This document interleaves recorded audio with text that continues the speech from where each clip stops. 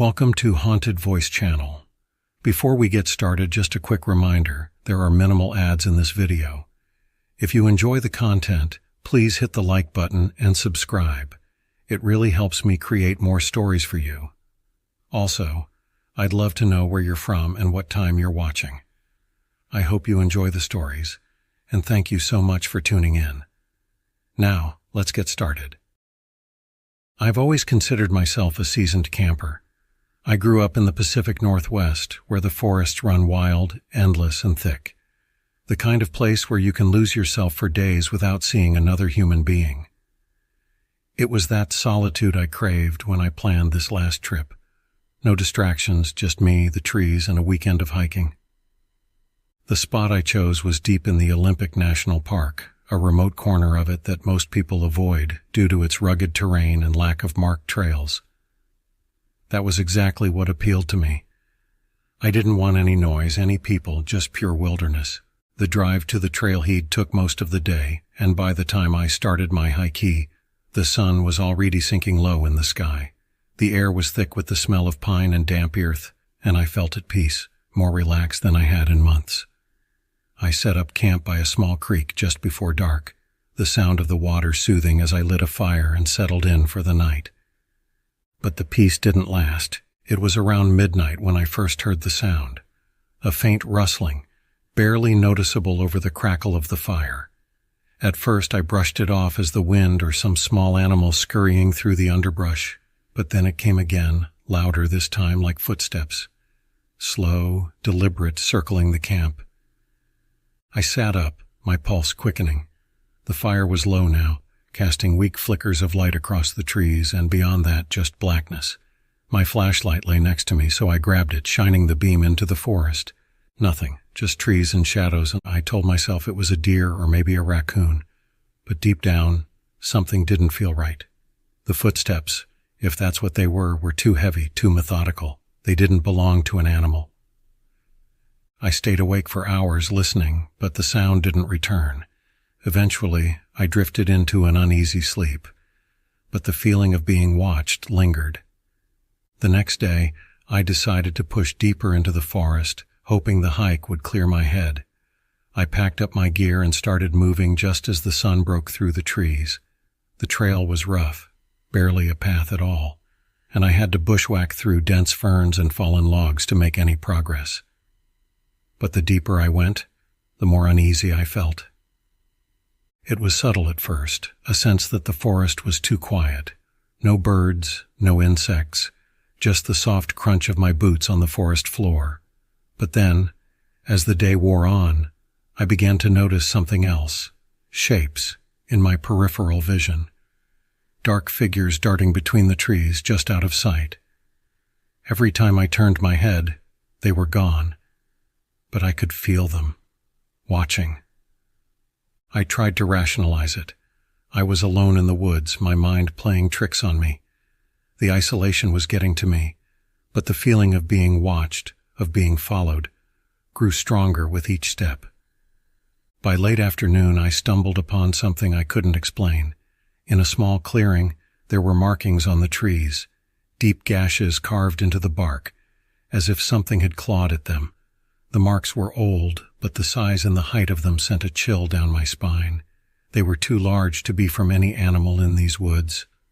And there were bones scattered around the clearing, small ones like deer, but some were snapped clean in half, as if by something with enormous strength.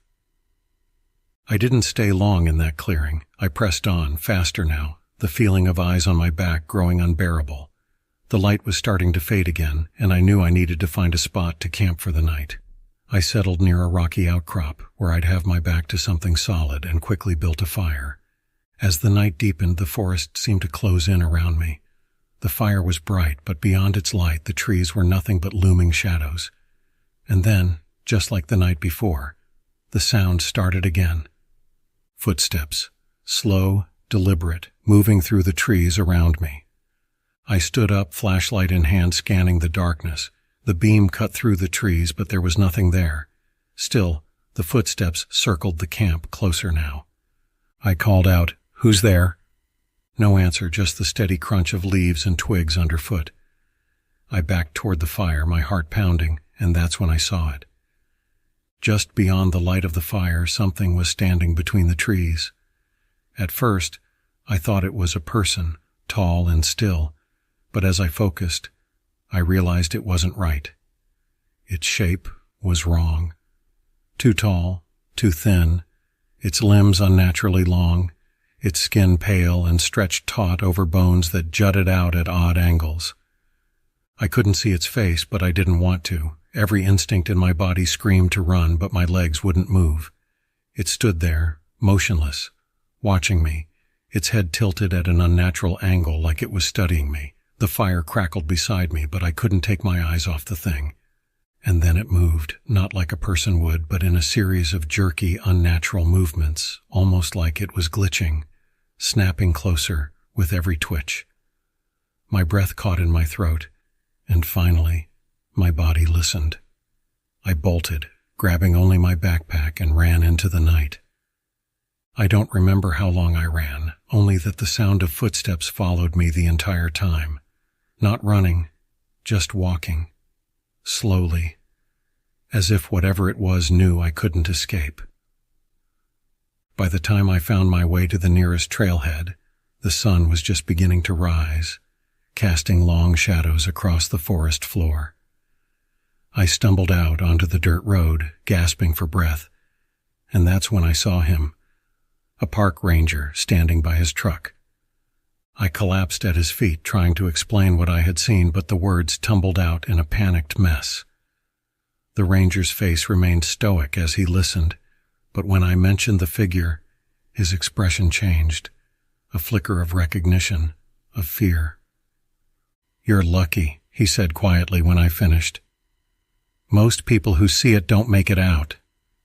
"What is it?" I asked, my voice barely a whisper. The ranger didn't answer right away. He glanced back toward the woods, then at me. "There are old stories," he said finally, "about things that live deep in these woods, things that don't belong to our world. They mimic, they watch, they hunt." I stared at him, my heart still racing. "Why didn't you warn me?" He looked down at me, his eyes dark. "Would you have listened?"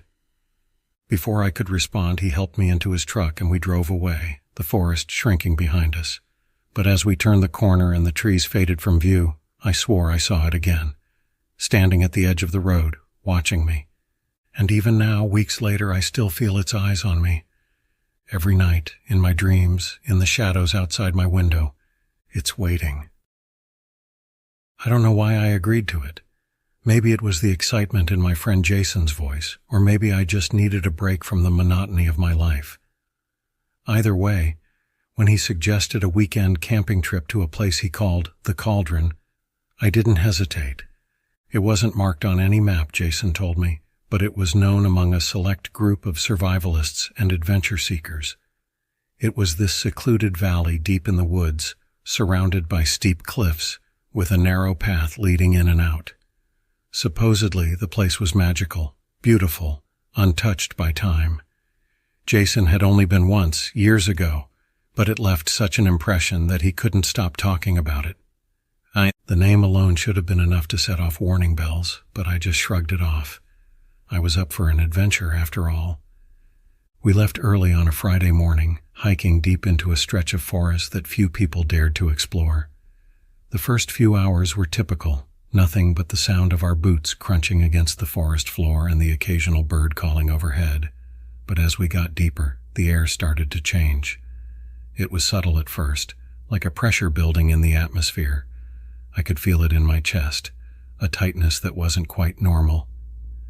"Feel that?" Jason asked, his voice unusually quiet.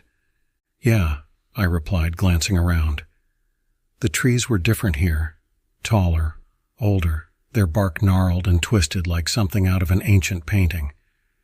Even the light seemed different, dimmer somehow, though the sky above was clear.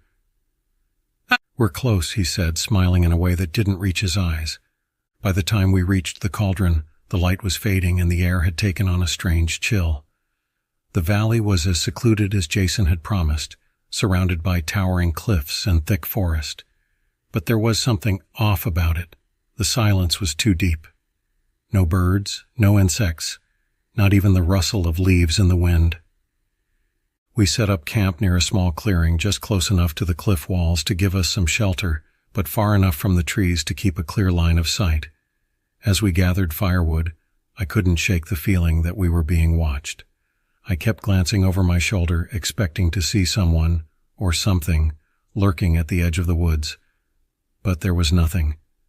That night, as we sat around the fire, Jason told me the story of the place. "They say the cauldron is cursed," he said, tossing a twig into the flames. "There's this old legend, goes back hundreds of years. The people who lived around here believed the valley was sacred. They called it the mouth of the earth, said it was a place where the land was thin, like a veil between our world and something else." I chuckled, trying to hide my unease. "You didn't mention that part before." Jason grinned. "Didn't want to scare you off?" I rolled my eyes, but the story left a sour taste in my mouth. The atmosphere of the place wasn't helping. The silence had grown heavier, more oppressive, like the forest was holding its breath. That night as I lay in my tent, I couldn't sleep. The silence was deafening, pressing in on me from all sides. I kept hearing this faint sound, like a distant hum or maybe a low vibration, just on the edge of hearing. It was so faint I thought I might be imagining it, but every time I closed my eyes, there it was, gnawing at the edges of my awareness. Sometime after midnight, I heard Jason unzipping his tent. I figured he was just going to relieve himself, but a few minutes later, I heard it again. This strange shuffling sound, followed by something else. Something that sounded like a whisper, low and unintelligible, just outside the tent. I froze, straining to hear. "Jason?" I called out softly, but there was no answer. I unzipped my tent just enough to peer out, my flashlight in hand. The fire had died down to embers, casting faint orange light over the campsite. Jason's tent was open, but he wasn't there. I stepped out, the cold night air biting at my skin. "Jason?" I scanned the clearing, my light cutting through the darkness, and then I saw him, standing at the edge of the trees, facing the cliffs. His back was to me, but there was something wrong about the way he stood. His body was stiff, rigid, like he was being held in place by something. "Jason!" I hissed, my voice louder now. Still no response. I took a few hesitant steps toward him, the beam of my flashlight flickering slightly as it illuminated his silhouette. Then, just as I got close enough to touch him, he turned, slowly, too slowly. When he faced me, my stomach dropped. His eyes were wide, unblinking, and his face was slack, devoid of any expression. His mouth moved, but the sound that came out wasn't his voice. It was that same hum I'd been hearing all night, low and droning, vibrating deep in my bones. I stumbled back, tripping over a rock, but Jason didn't move. He just stood there, staring at me with those empty eyes, his mouth hanging open as that unnatural sound poured out of him. Panic surged through me. I scrambled to my feet, shining my flashlight into his face. "Jason, snap out of it!" He blinked once, twice, and then just like that, he was normal again.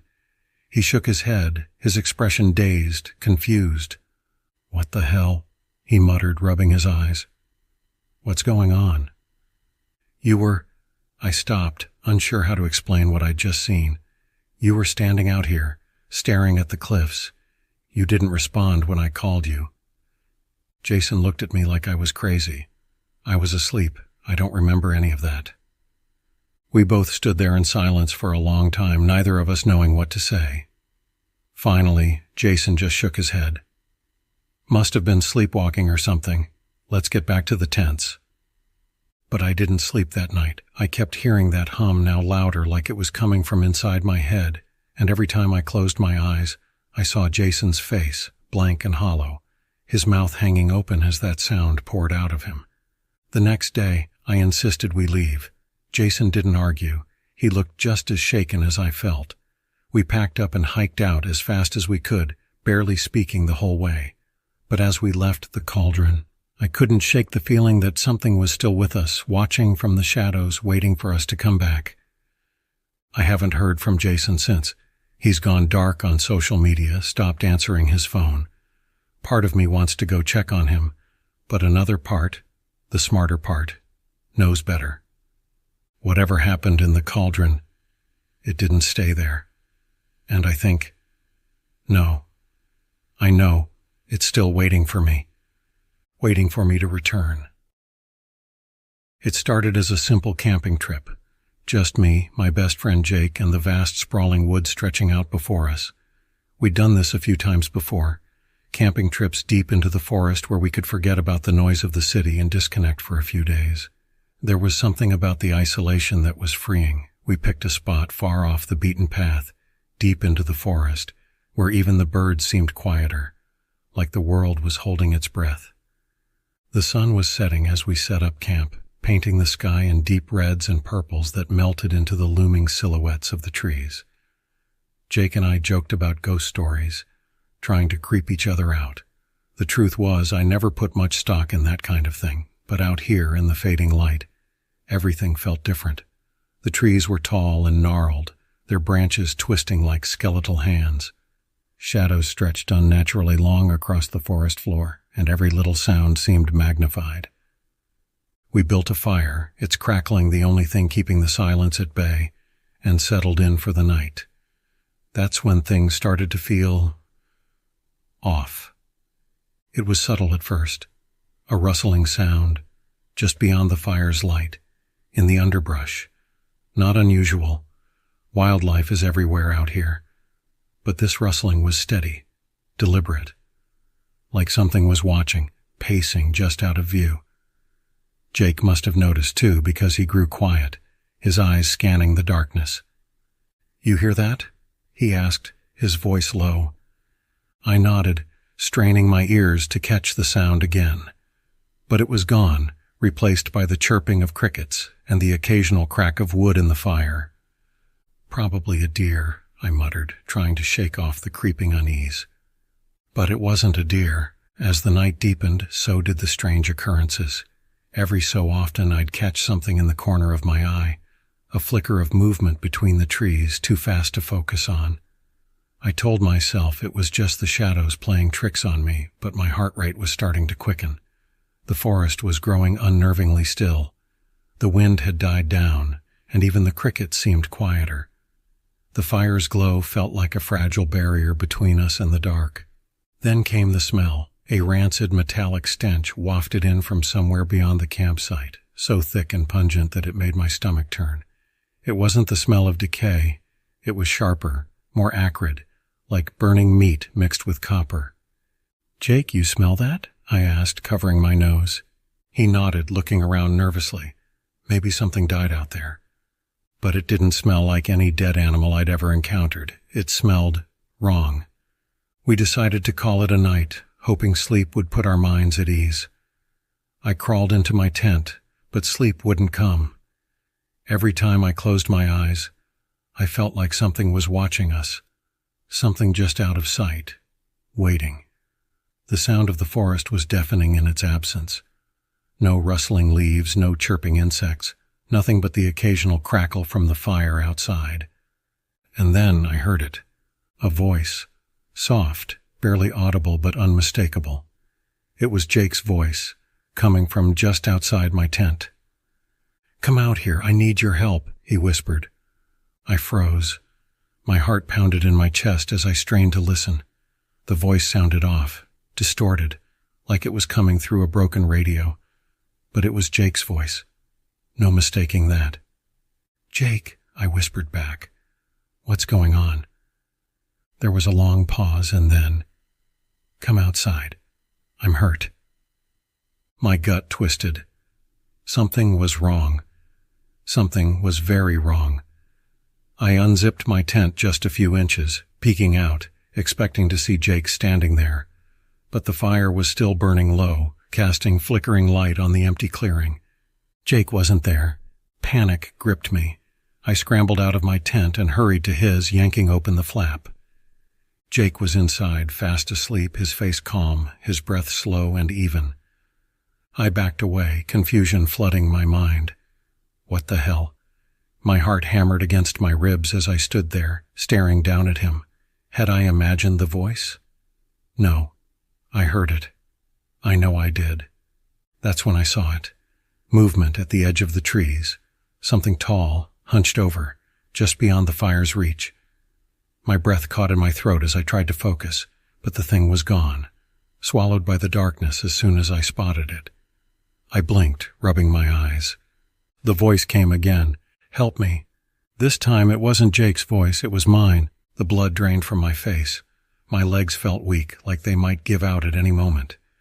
The voice, my voice, was coming from deeper in the woods now, echoing between the trees. Help me, I'm lost. I backed away, my skin crawling. This wasn't happening. It couldn't be happening. I turned to wake Jake, but before I could, the fire flickered violently, as if hit by a gust of wind. A shadow passed over the campsite, something large shifting just outside the circle of light. The smell returned, stronger this time. Burning meat, copper. I looked up, and there, standing at the edge of the woods, was a figure. It was tall, impossibly tall, its limbs too long, its joints bending the wrong way. The thing's skin was pale, almost translucent, and its eyes, it had no eyes. Just empty, hollow sockets staring back at me. It opened its mouth, and my voice spilled out again, warped and broken. Help me, I'm hurt. The thing stepped forward, its movements jerky and unnatural, like it wasn't used to walking. I stumbled back, my mind reeling. This couldn't be real. This thing, this creature, was wearing my voice, twisting it into something grotesque. Behind me, Jake stirred, sitting up groggily. What's going on? I opened my mouth to answer, but the creature's voice echoed louder now, overlapping with my own, filling the clearing. Help me. I'm lost. Jake's eyes widened as he saw the thing. He scrambled to his feet, his face pale with terror. What the hell is that? I grabbed his arm, pulling him toward the car, but the thing was faster.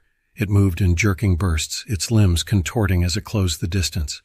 My mind screamed for us to run, but my legs felt like lead. The creature's hollow gaze locked onto us, and in that moment, I knew we weren't going to make it. But then it stopped. It stood there, towering over us, breathing heavily as if it were waiting. And then it smiled, not with its mouth, but with mine. I screamed, but the sound that came out wasn't my own, it was Jake's.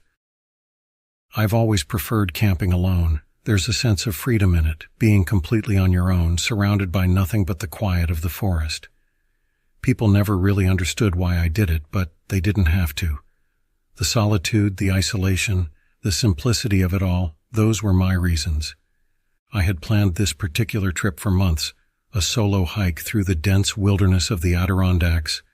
It was a 3-day trek to an isolated spot, far from any established campgrounds or trails. That's what made it appealing. No distractions, no people, just me and nature. The first 2 days were everything I'd hoped for. I hiked along the ridges, my only companions the birds and the wind through the trees. By the time I reached the valley where I planned to set up camp, I was exhausted but content. The clearing was perfect, nestled between 2 hills with a small stream running nearby. No signs of anyone having been here for a long time. Exactly what I wanted.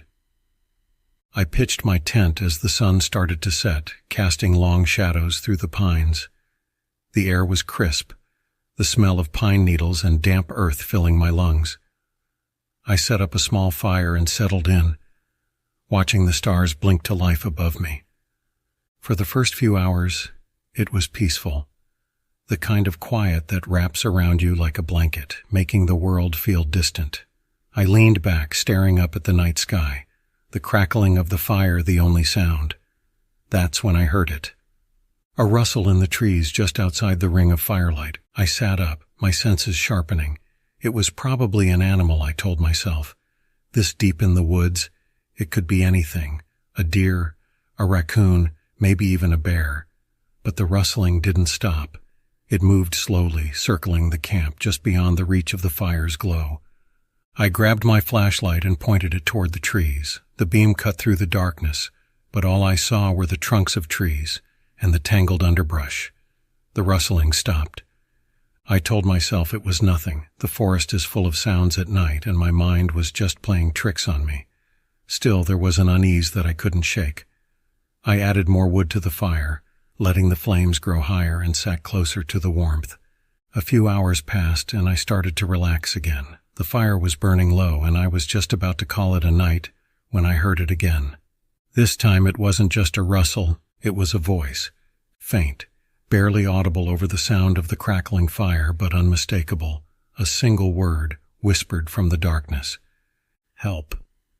I froze, my heart hammering in my chest. I turned, scanning the trees with the flashlight, but again there was nothing. Just the dark outline of the woods. I sat there listening, straining to hear anything else, but the voice was gone. It had to be my imagination. There was no way anyone was out here this far off the trail. I hadn't seen another person in 2 days, and I was miles from any populated area. Still, I couldn't shake the feeling that I wasn't alone. I tried to push the thought from my mind and settled back into my sleeping bag, but sleep didn't come easily. I lay there, staring at the ceiling of the tent, listening to every small sound in the night.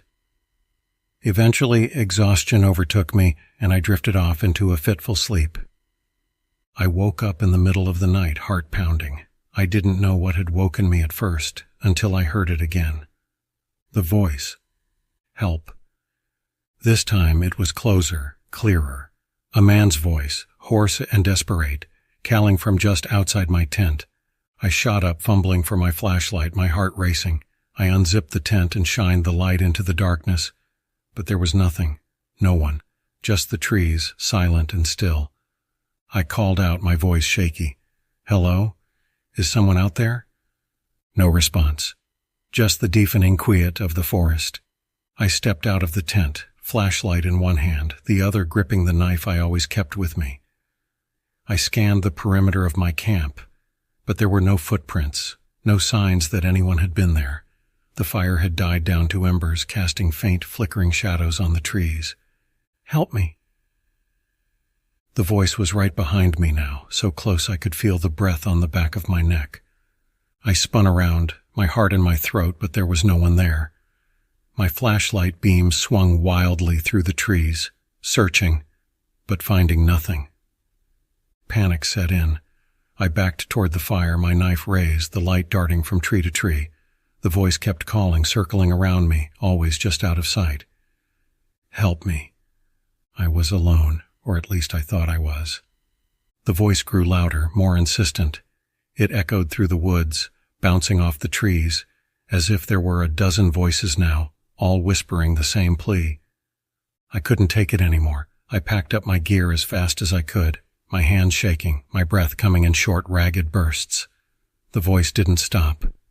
It followed me, growing closer, more desperate with every second. By the time I was ready to leave, I could barely think straight. I didn't care where I went. I just needed to get out.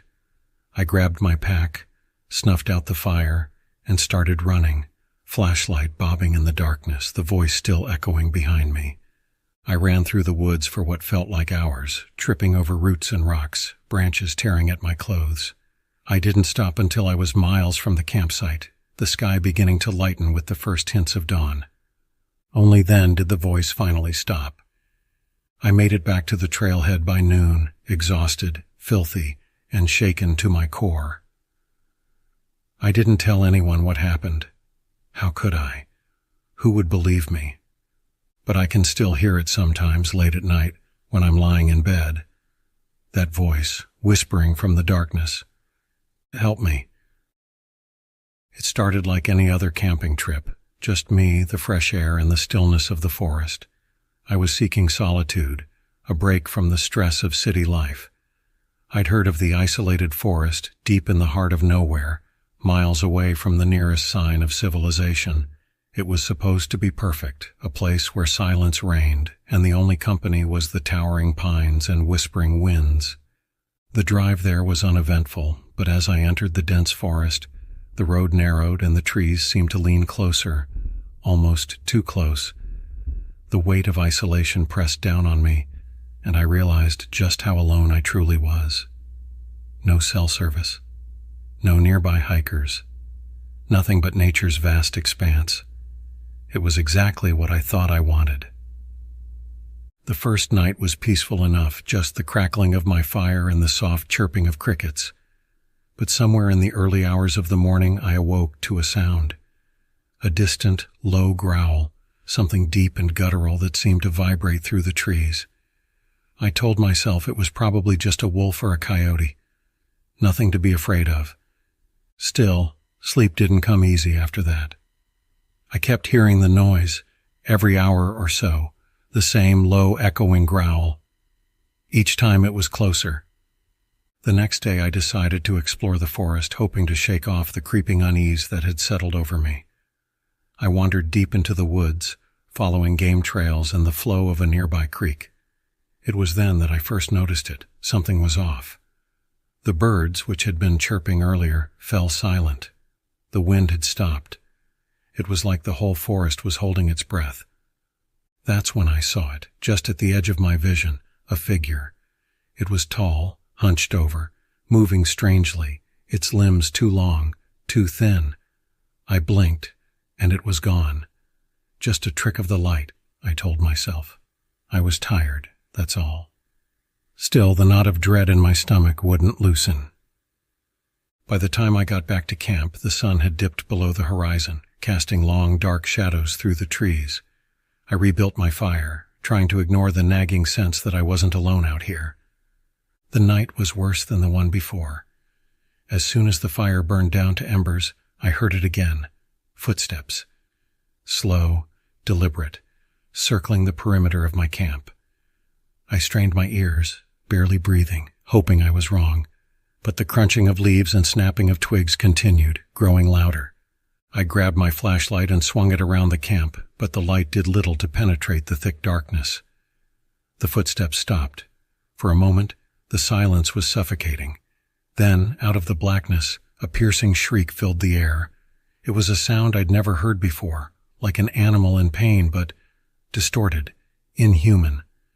Panicking, I backed into my tent, zipped it shut, and listened as the shriek echoed again. Then, something heavy brushed against the side of the tent. A low growl followed, deeper than the one from the night before, and this time it was unmistakable. Something or someone was out there. I didn't sleep at all that night, clutching my hunting knife in one hand and my flashlight in the other. The growls and footsteps never stopped, and every so often I'd hear that eerie shriek in the distance. It felt like a warning. At dawn, I decided I'd had enough. I packed up my camp, intending to leave the forest as quickly as possible. But as I started the hike back to my car, I noticed something horrifying. Deep in the dirt, near where my tent had been, were footprints, large, clawed prints, not like any animal I'd ever seen. And then the smell hit me, a sickening, rotting stench. I turned around, scanning the forest, but saw nothing. I quickened my pace, heart hammering in my chest, the silence once again oppressive. I was nearly halfway back when I heard it, the unmistakable sound of footsteps behind me, matching my pace. I started to run, adrenaline surging through my veins, the feeling of being hunted consuming me. The footsteps behind me sped up too, getting closer and closer, until I could hear heavy breathing right at my back. I didn't dare turn around. I burst into the clearing where my car was parked, my lungs burning from the sprint. But as I fumbled for my keys, I saw something in the reflection of my car window. Standing at the edge of the clearing, just where the trees met the light, was the figure again. It was taller now, its limbs impossibly long, with a head that twisted unnaturally to the side. Its eyes gleamed in the dim morning light, two red pinpoints staring directly at me. I shoved the key into the ignition, and as the engine roared to life, the figure let out another ear-splitting shriek. I drove like a madman, speeding down the narrow dirt road, branches scraping the sides of my car as if the forest itself was trying to keep me there. I didn't stop driving until I was back in the city, my knuckles white on the steering wheel. I thought I was safe. I thought it was over. But that night, in my apartment, I woke to the sound of scratching at my window. 9 stories up. I rushed to the window but saw nothing outside, just the empty street, bathed in the glow of streetlights. I told myself it was my mind playing tricks on me, trauma from the trip. But then I heard it again, the slow, deliberate footsteps coming from the hallway outside my door. The last thing I remember is the deep, low growl just on the other side of the door. Now, as I write this, I'm not sure what's real anymore. I can still hear the footsteps, pacing just beyond my sight, always out of reach. It's like the forest followed me. Or maybe I never really left. Maybe I'm still there, trapped in those dark woods, forever stalked by something that wears the skin of a man but isn't human at all. Maybe this is my reality now. Or maybe I'm already dead. I'm writing this now because I don't know how much time I have left. The ranger said he'd return by morning, but the sun hasn't risen yet, and I can't stay awake much longer. I'm holed up in this old ranger station, the last shelter before the deep woods swallows you whole. But I need to tell someone what happened before it finds me. It started like a regular camping trip, me and my buddy Kyle, two city guys looking for a break from the noise. We'd planned this for months, a weekend in the untouched wilderness of Black Pine National Park. It was far from any main roads, the kind of place where you could disappear for a while. That's what we wanted. To feel small again, like the world wasn't closing in on us. We parked the truck at the trailhead, strapped on our packs, and began the hike to an old campsite Kyle found on some obscure hiker's forum. The ranger we met at the visitor center had given us an odd look when we mentioned where we were headed. "People don't go up there anymore," he said, scratching his beard. His name tag read Collins. He had that hardened look, like a man who'd seen too much of these woods. "They say things. Change up there." "What do you mean?" Kyle asked with a laugh, not taking him seriously. Collins hesitated. "Strange sounds, animals acting weird. I've been around here long enough to know the difference between a bear and something else. People report seeing things, shapes, shadows, sometimes more." I brushed it off as local legend, just another campfire story to scare the tourists. We were experienced hikers, prepared for a weekend in the woods. What did we have to worry about? By the time we made camp, the sun was beginning to set behind the treetops. The air was crisp, the forest alive with the hum of insects and the occasional rustle of unseen creatures. We set up our tents, built a small fire, and settled in for the night. The first sign something was off came around midnight. I'd stepped away from the fire to take a leak and had just zipped up my pants when I noticed it. Everything had gone silent. Not the natural quiet of a sleeping forest, but an unnatural, suffocating stillness. No wind, no bugs, no movement. Just silence. I turned back toward the campfire and froze. Kyle was still sitting by the fire, but something was wrong. His posture was rigid, head cocked slightly to the side like he was listening for something. His back was to me, but I could tell something was off. "Kyle?" I called softly, not wanting to startle him. He didn't respond. He just sat there perfectly still, staring into the flames. I took a step closer, heart pounding. "Kyle, are you okay?" Suddenly, he moved. Slowly, deliberately, his head twisted further toward his shoulder, too far for it to be natural. My breath caught in my throat as he turned to face me. It wasn't Kyle. It looked like him, sure, but the eyes, those empty black eyes, told me it wasn't him. They gleamed in the firelight, too wide, too focused. The mouth twisted into a smile, but the skin around it stretched unnaturally, as though the face wasn't meant to hold that expression. A voice came from its mouth, but it was wrong. It was Kyle's voice, but hollow, as though someone were repeating words they didn't understand. "You shouldn't have come here," it said. I backed away, nearly tripping over a tree root. My mind raced. Where was Kyle? What was this thing? It stood up slowly, deliberately. I realized then that its movements were all wrong, too smooth, like a predator sizing up its prey. Panicking, I ran. I don't know how long I sprinted through the trees, branches whipping at my face, feet stumbling over rocks and roots. The moon was high, casting just enough light to see the faint outline of the trail. I didn't stop until I found the old ranger station, barely visible through the thick trees. The door was unlocked and I threw myself inside, slamming it shut behind me. I looked out through the cracked window, panting, trying to listen for footsteps. But all I heard was that terrible silence. Hours passed, or maybe minutes, it's hard to tell. The ranger station was small, barely more than a single room with a few shelves and an old radio. I tried to use it, but there was nothing but static. My phone had no signal, of course. Then the knock came. At first it was soft, barely audible over my own breathing. A single, deliberate knock on the door. I froze, heart hammering in my chest. Another knock, louder this time. Then a voice. Kyle's voice. "Hey man, open up, it's me, let me in." It was him, Kyle, outside the door, but something was wrong with his tone. Too eager, too flat. I stayed silent, my hands gripping the edge of the table in the middle of the room. The knocking stopped for a moment, then the voice came again. "I'm cold, man, let me in, please."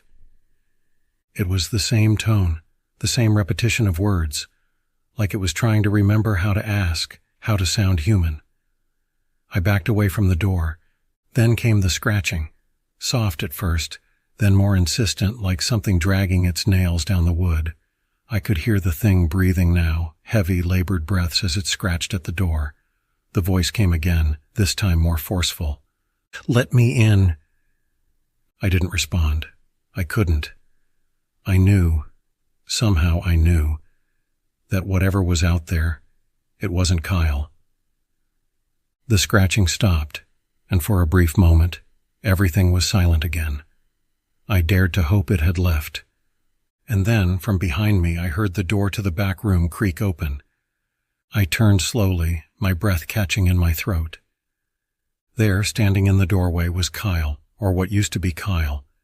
His skin was stretched tight over his bones, his eyes too large for his face, black and gleaming in the dim light. His mouth opened, and that same hollow, inhuman voice came out. "You shouldn't have come here." I ran. I don't even remember grabbing my pack, just the blind panic that gripped me as I bolted out of the station and back into the woods. The thing that looked like Kyle didn't chase me. It just stood there, watching, that twisted grin never leaving its face. I've been hiding in the woods ever since, moving from place to place, trying to stay ahead of whatever it is that stalks me. But I can feel it out there, always just beyond the trees, watching, waiting. The ranger, he never came back. But sometimes at night I hear his voice. There's something about the woods at night that feels ancient, older than the trees, older than the earth itself, like something waits there, hidden beneath the roots, watching, listening. I never used to believe that, not until last summer. I had been out camping by myself, as I often did, deep in the Appalachian wilderness. It was supposed to be a weekend of quiet. No people, no distractions, just me, a tent, and the forest. I'd hiked far enough that I was sure no one else was around, finding a small clearing where I could set up my tent. By the time dusk started to settle, the sky was a wash of deep purples and oranges, and the air was still. I had a small fire going, the warmth flickering against the encroaching shadows. The forest felt quiet, too quiet. Usually at this time you'd hear the distant hoot of an owl or the rustle of small animals in the brush, but that night there was nothing, just the sound of the crackling fire and my own breathing. As the darkness crept in fully, I began to feel uneasy, like I was being watched. I shook it off, blaming it on the isolation and the eerie silence.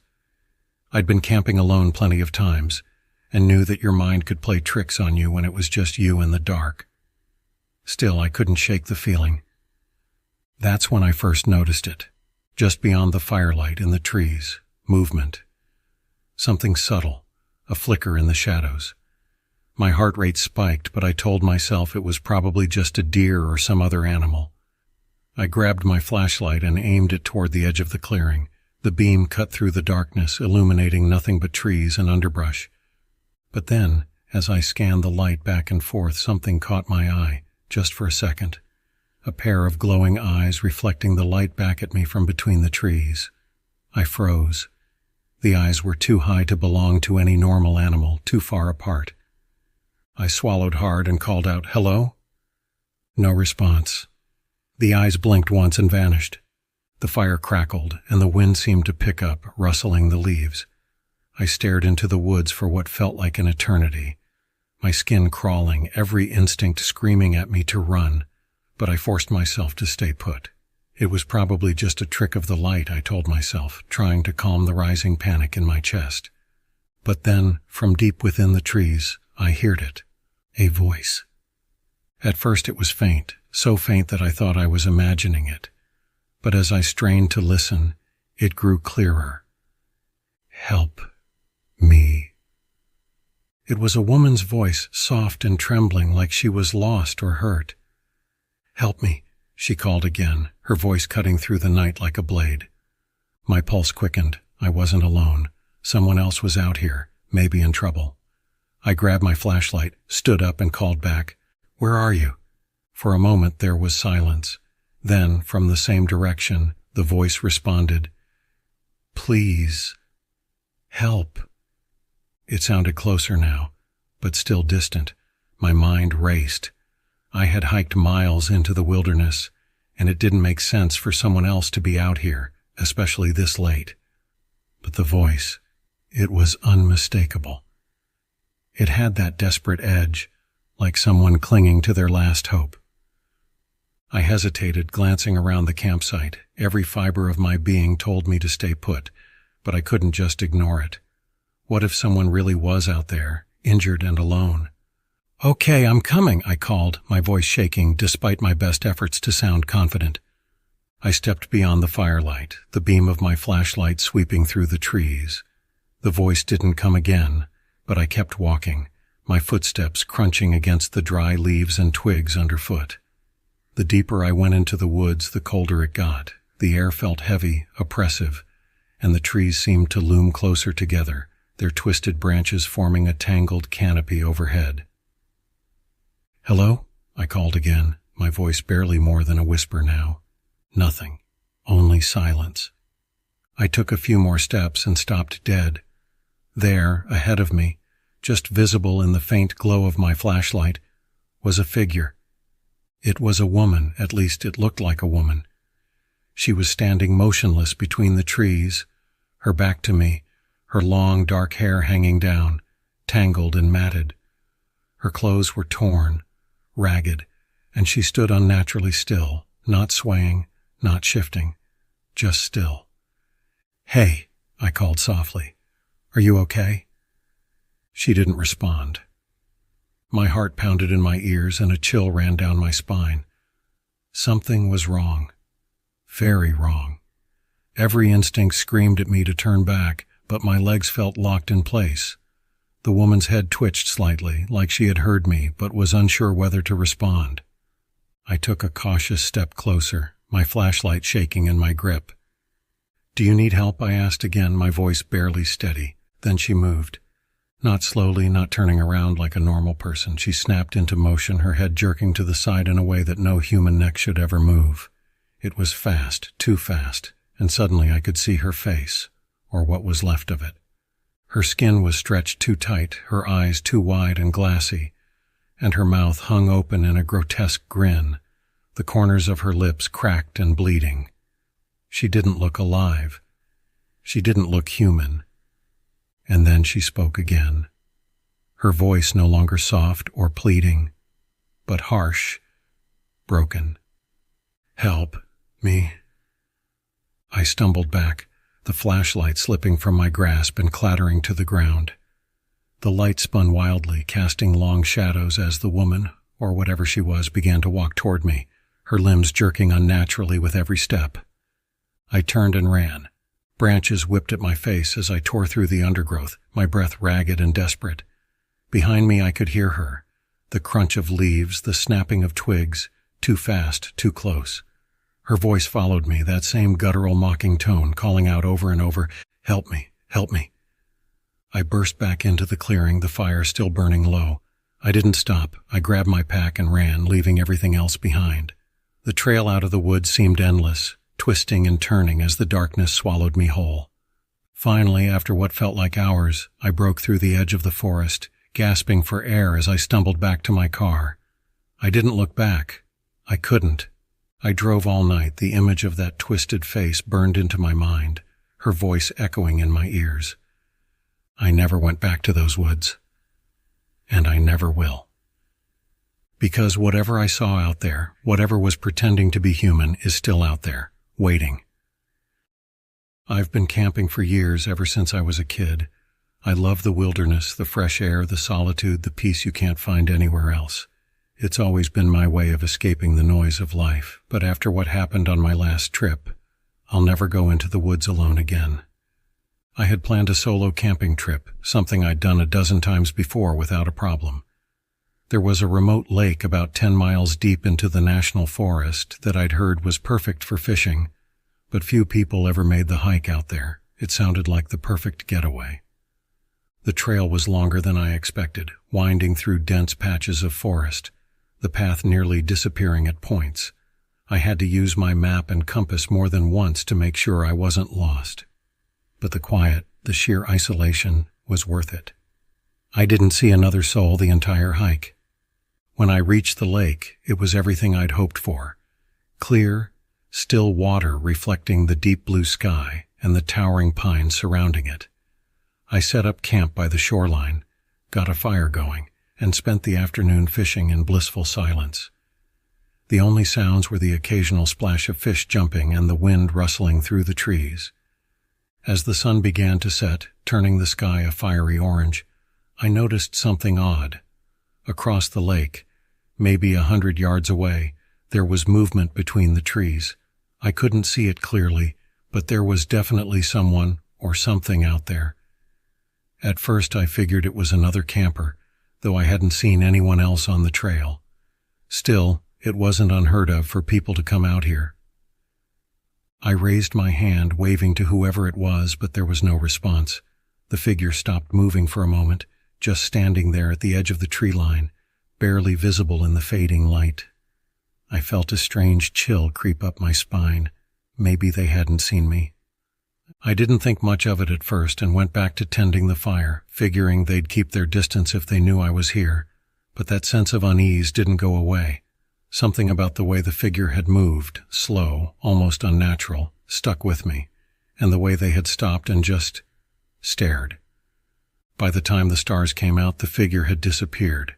I ate dinner by the fire, staring across the lake, half expecting them to come out of the woods. But there was nothing. Only the sound of the crackling fire and the occasional ripple on the lake's surface. I was tired from the long hike, so I turned in early. I climbed into my tent, zipped it shut, and lay there for a while, listening to the night sounds, frogs croaking, water lapping at the shore. Slowly, I drifted off to sleep. Sometime in the middle of the night, I woke up. I don't know what exactly woke me, but the air felt different, heavier, colder. I lay there, staring up at the ceiling of my tent, listening. The frogs had gone silent. The only sound was the wind, which had picked up, making the trees sway and groan in the dark. And then I heard it. Footsteps. Slow, deliberate footsteps outside my tent. At first I thought it might be an animal, a deer maybe, or something larger, moving cautiously near my campsite. But the footsteps were too heavy, too even. I held my breath, my heart thudding in my chest, listening as they circled my tent. Slowly, almost methodically, whoever or whatever was out there stopped right at the entrance of the tent. I could see the faintest shadow through the fabric, standing motionless just inches away from me. I reached for my knife, my hand trembling. I didn't want to make a sound, didn't want to give away that I was awake. But the shadow just stood there, silent and still. Then, without warning, the footsteps resumed, moving away from the tent, back toward the lake. I waited, heart pounding, until the sound of the footsteps faded completely. I sat there in the dark for what felt like hours, knife in hand, listening, waiting for them to come back. But they didn't. Eventually, exhaustion overtook my fear, and I fell into a restless sleep. When I woke the next morning, the campsite was eerily quiet. The fire had long since gone out, and the air was cold, unusually cold for a summer morning. I stepped out of the tent, scanning the area for any signs of whoever had been outside my tent the night before. That's when I saw them, footprints, human footprints, large and deep, leading from the lake, around my tent and back to the water. But there was something wrong with them. They weren't quite right. The spacing between each step was off, too far apart, as if whoever had made them had unnaturally long legs. And the depth of the prints, they sank too deep into the ground, more than any normal person's weight would cause. I felt a knot of dread tighten in my stomach. As I followed the prints back to the lake, I noticed something even stranger. There were no prints leading into the forest, no trail where someone would have come from, just a set of prints emerging from the lake itself and returning to it. I crouched at the shoreline, staring at the water. The surface was calm, but I couldn't shake the feeling that something was just beneath, watching, waiting. Suddenly the water rippled. Not a fish, not a breeze. Something moved beneath the surface, large and slow. I stumbled back, my heart racing. I had to get out of there. I packed up my gear in record time, constantly glancing at the lake, half expecting something to rise from the depths. By the time I started hiking back, the sun was barely over the horizon, casting long shadows through the trees. But even in daylight, the forest felt wrong, too quiet, too still. Hours passed as I made my way back to the trailhead, the unease growing with every step. I kept looking over my shoulder, certain I was being followed. But every time I stopped to listen, there was nothing, just the trees and the wind. Finally, I reached my car, threw my gear in the back, and sped out of there without looking back. It wasn't until I got home that I noticed something strange. As I unpacked my bag, I found a small, smooth stone wedged into one of the side pockets. I hadn't put it there. It was black, almost polished, with a strange symbol etched into its surface, something that looked ancient, almost like a rune. I threw it away, but that night as I lay in bed, I dreamed of the lake, of figures rising from the water, tall and thin, with hollow eyes and mouths that stretched too wide, beckoning me to come back. And in the distance, over the soft lapping of the water, I could hear them whisper, "We are always watching." I haven't gone camping since, but sometimes late at night I still hear that whisper, drifting through the stillness of my apartment. We are always watching, and I know deep down that the lake is waiting. I've always been drawn to the wilderness, something about the silence, the isolation, the sense that I was completely alone with the earth beneath my feet. So when I heard about Raven's Ridge, a dense, remote forest far off the beaten path, I couldn't resist the temptation.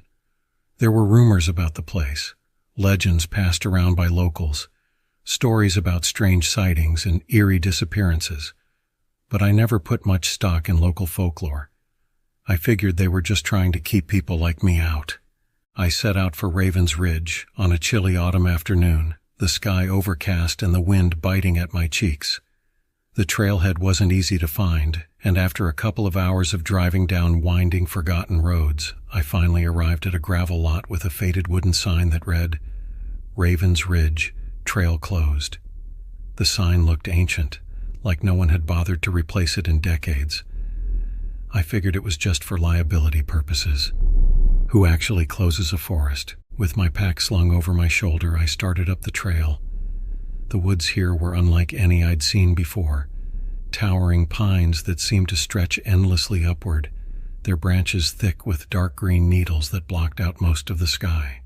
The deeper I went, the darker it got, even though it was still early in the afternoon. The air was thick and cold, with a strange earthy scent that wasn't entirely unpleasant, but gave me an odd feeling in the pit of my stomach.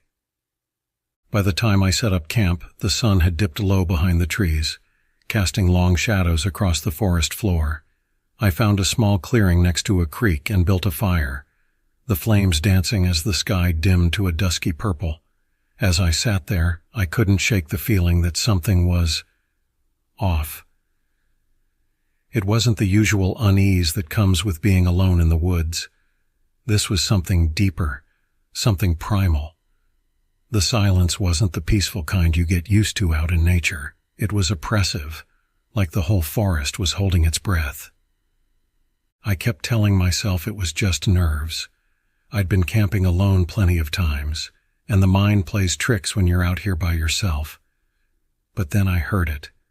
A distant, echoing cry, faint but unmistakable. It wasn't an animal sound, not one I recognized anyway.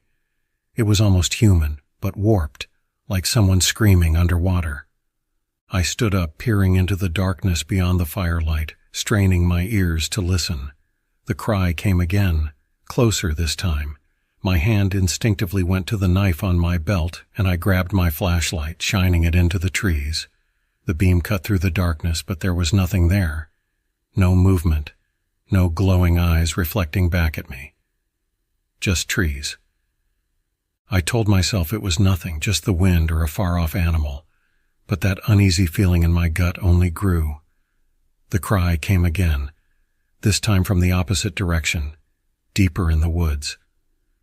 I turned, scanning the trees, my pulse quickening.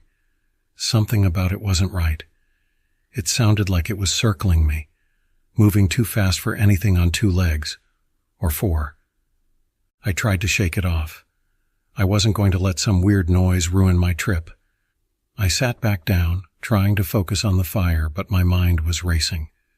Then, out of nowhere, I heard a rustling in the bushes just beyond the clearing, and my heart skipped a beat. "Who's there?" I called out, my voice trembling more than I'd like to admit. There was no answer, but the rustling continued, closer now. My flashlight flickered, then died completely, plunging me into near darkness. Panic surged in my chest as I fumbled with the flashlight, trying to get it to work. Then I saw it. A figure just at the edge of the firelight, hunched over and impossibly tall. Its limbs were long and thin, almost spindly, and its skin, I could barely make it out, but it was pale, like the color had been drained from it. It stood there unmoving, watching me with eyes that gleamed in the fire's glow. I froze. My mind raced to make sense of what I was seeing, but nothing I knew, no animal, no person, looked like that. Its head tilted slowly to one side, and I swear I heard bones crack as it did. The cry came again, this time from its direction, but the figure never opened its mouth. Every instinct I had was screaming at me to run, but I couldn't. My legs wouldn't move. I was rooted to the spot, staring into those gleaming eyes as the thing began to step forward, slow and deliberate, its limbs bending at unnatural angles. Suddenly, I heard a voice behind me, "You need to leave now." I spun around and saw a man standing just outside the firelight, dressed in a park ranger uniform. His face was weathered, his eyes dark and serious. Relief washed over me, though I couldn't explain why a ranger would be out here this deep in the forest. There's something." "Now," he repeated, his voice low and urgent. "Don't look at it. Just leave." I didn't argue. I grabbed my pack and turned to run. But when I glanced back at the ranger, he was gone. The figure in the woods was gone too. The only sound was the crackle of my dying fire. I bolted through the trees, branches whipping at my face, not caring where I was going as long as it was away from that thing. The darkness swallowed me, and the forest seemed to close in, the trees too thick, too close. My breath came in ragged gasps, and my legs burned as I stumbled over roots and rocks, barely able to see. Then I saw something moving in the trees ahead, a tall, thin figure darting between the trunks, fast, impossibly fast. It wasn't alone. More of them, just like the first one, slipping between the shadows, circling me. I couldn't see them clearly, just flashes of pale skin and those gleaming eyes. The cries started again, louder this time, coming from all directions. I couldn't tell if they were behind me, in front of me, or inside my head. I ran until I couldn't run anymore. When I finally stopped gasping for air, I found myself in another clearing. My flashlight flickered weakly, casting just enough light to see the figure standing at the edge of the trees, waiting for me. It was the ranger, but something was wrong. His skin was pale now, too pale, and his eyes were empty, just black voids staring into me. He smiled, a slow, unnatural grin that stretched too wide, revealing teeth that were too sharp. "You shouldn't have come here," he said, his voice a distorted echo of itself. "They don't like visitors." As he spoke, I realized with a sickening jolt that the voice wasn't coming from his mouth. It was coming from behind me, from the woods, from the things that were closing in. I ran until my legs gave out and I collapsed on the trail, panting and trembling, too scared to move. By the time I found my car, the sun was rising, but the forest still felt dark, oppressive, like it was watching me. I left Raven's Ridge that morning and never looked back, but sometimes late at night when I'm lying in bed, I hear those cries again, distant, echoing, and I know deep down that they're still out there, waiting. I never believed in the stories about Hollow Grove. It was just a patch of forest, right? Sure, people whispered about strange disappearances, about how the place had a way of changing those who wandered too deep. But to me, it was just a remote spot for camping, perfect for a quiet weekend away from everything. No cell service, no noise from the city, just me, my backpack, and the trees. I was wrong. The first day was perfect. I hiked in under a cloudless sky, the thick canopy of Hollow Grove making the air feel cooler than I expected. The trail was narrow and barely maintained, which suited me just fine. I liked the idea of being completely cut off. The only sounds were my boots crunching the underbrush and the occasional call of a bird high above. By the time I reached the heart of the forest, I found a small clearing by a pond and set up camp. Everything was going smoothly, but as dusk began to fall, the quiet started to feel different. I first noticed it as I sat by the fire eating dinner. The birds had stopped singing and even the insects seemed to have gone silent. The woods were still, unnervingly so, as though something was waiting just beyond the edge of the clearing. I told myself it was just my imagination, that isolation was playing tricks on my mind, but the longer the silence stretched, the more uneasy I became. That's when I heard it. A sound, soft, faint, drifting through the trees. It was music, a melody, slow and eerie, like someone humming an old lullaby in the distance. It was the kind of sound that shouldn't exist in the middle of the woods. No people, no towns for miles. The song was faint, almost like the wind carrying it to me, but there was a human quality to it that I couldn't shake. I stood up, scanning the forest, but I didn't see anything. The melody continued, winding its way through the trees, beckoning me, pulling at me. My instincts screamed to stay put, to ignore it, but my legs seemed to have a will of their own. I grabbed my flashlight and started walking toward the sound. The further I went, the more surreal the forest became. The trees seemed taller, denser, their branches arching overhead like a cathedral of wood and shadow. The ground was soft beneath my feet, and the air smelled sweet, almost floral. But there was something else too. Something wrong. The song was louder now, clearer, but it wasn't comforting. It was haunting, like a voice calling from deep underwater, slow and distorted. I didn't know how far I walked, but when I finally came to a stop, I found myself in a part of the forest I hadn't seen before. The trees here were twisted, gnarled, their bark dark and covered in a strange silver moss that seemed to shimmer in the moonlight. In the center of this grove was an old stone well. The song was coming from inside it. I approached slowly, every nerve in my body telling me to turn back. But I couldn't. I had to know. When I reached the edge, I peered into the darkness of the well. At first I saw nothing but black. The bottom lost to shadow, but the sound, it was louder now, a soft, wordless hum, deep and ancient. I don't know why I did it, but I leaned in, my face inches from the lip of the well, straining to hear the melody's words. And then, from the darkness below, I heard it clearly. A whisper. Come closer. My heart nearly stopped. I stumbled back, flashlight clattering to the ground, and that's when I saw it. Movement. Something shifting in the darkness at the bottom of the well. It wasn't human. I couldn't see it clearly, but the way it moved, the way the shadows bent and twisted as it reached upward, I knew this thing wasn't meant to be seen by human eyes. I ran.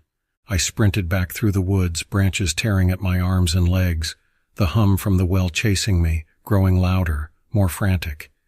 It wasn't just a melody anymore. It was a scream, long and hollow, echoing in my head. I could feel something following me, its presence heavy, close, as though the forest itself was alive and closing in. When I finally burst back into my campsite, gasping for breath, I collapsed beside the fire. The forest was silent again, but the unease was worse. I didn't sleep that night. Every snap of a twig, every rustle of leaves sent my heart racing. I could feel it watching me, waiting. The next day I packed up, ready to leave. But when I tried to find the trail back, it was gone. At first I thought I had just gotten turned around, but no matter where I looked, the path I'd taken into the woods had vanished. The forest was different now, more tangled, more suffocating. The trees seemed to close in on me, their branches curling like fingers. The sky was overcast and the light was dim, casting everything in a sickly gray.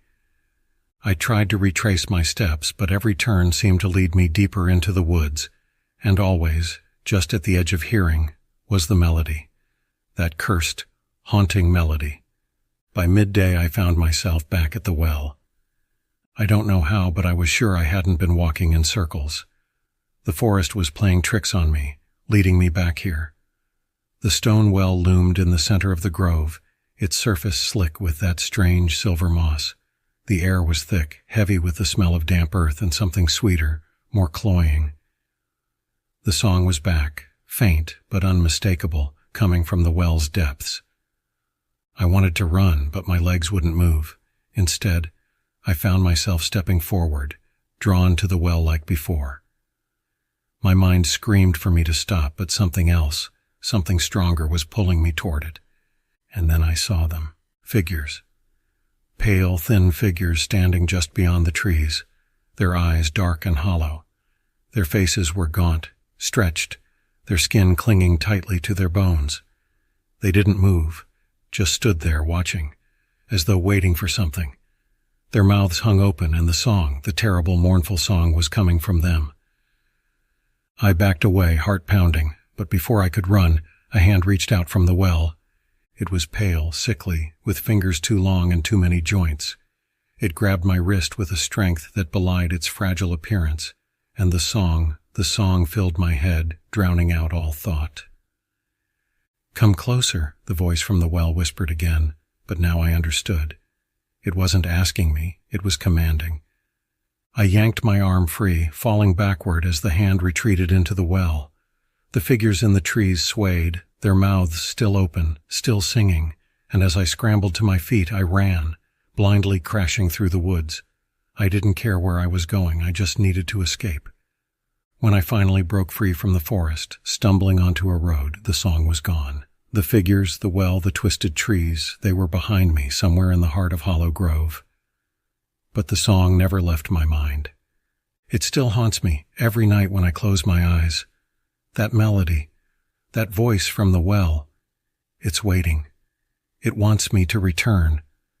And I know one day I will. I've always loved camping. The quiet isolation of the deep woods, miles from anyone, nothing but the sound of wind through the trees and the crackle of a campfire. It's a kind of peace you can't find anywhere else. Or so I thought. This trip was supposed to be like all the others. A few days in the wilderness, far from the noise of the world. I had chosen a spot deep in the forest, a place I'd heard about from a friend. Said it was perfect for solitude, off the beaten path, not even marked on most maps. The kind of place where no one would bother you. I arrived late in the afternoon, the sun already dipping behind the towering pines. The air smelled earthy, rich with pine needles and damp moss. The trail was nearly invisible, overgrown and winding, as if the forest itself wanted to swallow it whole. That should have been my first warning, but I ignored it. I just wanted to set up camp before nightfall. By the time my tent was pitched, darkness had settled in. The fire cast long shadows that flickered like spirits dancing between the trees. I sat there staring into the flames, letting the quiet wash over me. It was peaceful at first, but the silence, it felt wrong. Too thick, like the woods were holding their breath, waiting for something. That's when I heard it, a rustling in the bushes maybe 20 feet away. I froze, straining to listen. Could have been a deer or maybe a raccoon. But then the rustling stopped, and I swear I heard something else. A low, raspy breath, almost human, but not quite. My stomach knotted up. "Hello?" I called out, immediately regretting it. My voice sounded small, fragile, like it was being swallowed by the forest. No answer. The fire crackled loudly, the only sound breaking the stillness. I shook it off, told myself it was just the wind or some animal, and forced myself to go to bed. But sleep didn't come easy. Every creak, every snap of a twig outside the tent set my nerves on edge. I lay there, eyes wide open, waiting, listening. Sometime after midnight I heard footsteps, slow, deliberate. Someone, or something, was circling my tent. My heart pounded in my chest as I lay there, frozen, too terrified to breathe. The footsteps stopped right outside the tent flap. I stared at the zipper, expecting it to move. I don't know how long I lay there, waiting for whatever was out there to come inside. But eventually, the footsteps retreated, fading back into the woods. I didn't sleep after that. At dawn, I packed up my gear, ready to get the hell out of there. I figured it was just some animal, maybe even another camper messing with me, but I wasn't going to stick around to find out. As I was throwing my pack over my shoulder, a voice behind me made me jump out of my skin. "You all right, son?" I whipped around to see a park ranger standing there, his uniform old and worn, his face hidden beneath the brim of a wide ranger hat. "Jesus, you scared me," I said, trying to laugh it off. "Yeah, I'm fine. Just heading out." He smiled, but it didn't reach his eyes. Strange place to camp. Not many people come out this far. "I like the isolation," I replied, though my voice was shaky. "But I think I've had enough of it." The ranger tilted his head slightly, his smile fading. "Smart choice. These woods, they're different. Sometimes people come out here and they don't come back the same, if they come back at all." I tried to laugh it off, but his words hung heavy in the air. He didn't say anything else, just turned and walked back into the trees. I stood there for a minute, shaken, but I couldn't just stand there all day. I started hiking back down the trail, eager to put as much distance between me and the campsite as possible. As I walked, I couldn't shake the feeling that I was being watched. The woods felt wrong. The trees were too close, the shadows too deep.